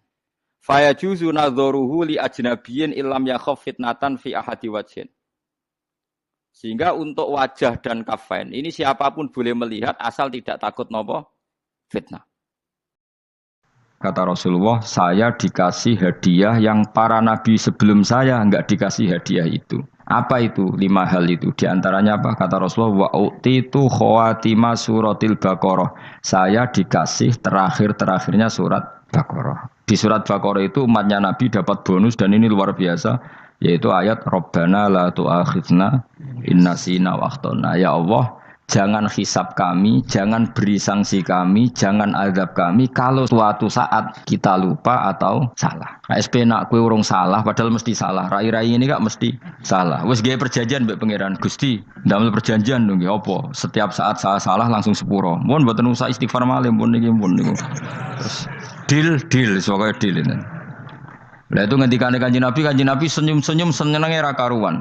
Dan setiap itu dibaca oleh umatku, Allah sudah jawab qala na'am. Jadi Rabbana la tu'akhifna inna sina aw akhtana. Terus qala Allah menjawab na'am. Terus Rabbana wa la tahmil alaina isron kama hamaltahu 'alal ladzina min qablina. Allah menjawab na'am. Sampai terakhir wa'fu anna, Allah jawab na'am. Bismillahirrahmanirrahim. Innahum sa'tamne wong akeh haula itu kesete mengkono-mengkono wong kabeh bikori natima klan korene perkara badau kang sause iki. Kanu ana sapa ngakeh dzakila nalikane den ucapno lagu mare wong akeh. Maksudnya diajarkan disyariatkan apa syariat la ilaha illallah. La ilaha ora ana pangeran kang hak wujud, kang ora ana pangeran kang hak wujud. Nah cara ki kuno kang ora ana pangeran kang wajib disembah wujud illallah sause kecuali Allah. Mereka itu adalah orang-orang ketika dianjurkan untuk melafadzkan la ilaha illallah iku yastakbiruna iku sombong sapa wong akeh. Wa yaquluna lan ngucap sapa wong akeh inna latariku alihatina li syairim majrun. Inna ana ta kita latariku alihatina dadi wong sing ninggal pangeran kita. Fi hamzatihi iku tetep ing dalam hamzah aina mau te apa wae takut dama kang disi apa mangkates niku kawingi lho tahqiqul hamzaten tasil terus idkhalu alifin. Lisa iren krono penyair majnune kang edan. Maksudnya masa kita meninggalkan ajaran leluhur hanya karena Muhammad sing kata mereka itu syair yang majnun. Lisa iren kedhe penyair majnune kang edan. Eli ajli qoli Muhammadin tegese krono muk nuruti omongane Muhammad. Iki jare wong kafir. Qala ta'ala bal jaa bil haqqi wa saddaqal mursalin. Bal jaa balik teko sapa Muhammad bil haqqi kelan barang sing hak kelawan barang sing nyata utawa kelan barang sing abadi. Wa saddaqa lan bener sapa Muhammad al mursalina ing wong sing diutus sedurunge Kanjeng Nabi Muhammad. Iljaina tegese ingkang teka kabeh bi iklan hak. Wa wa haqqu alla ilaha illallah ana pangeran kang hak wujud illallah kecuali Allah. Innakum ladzaiqul adzabil alim.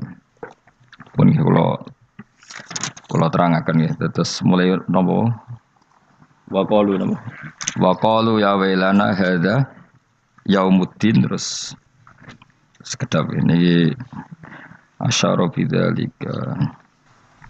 Mun kula terangno kiamat iki, soal kiamat itu seru, ora usah ndelok. Nggih, kiamat itu seru, ora usah ndelok.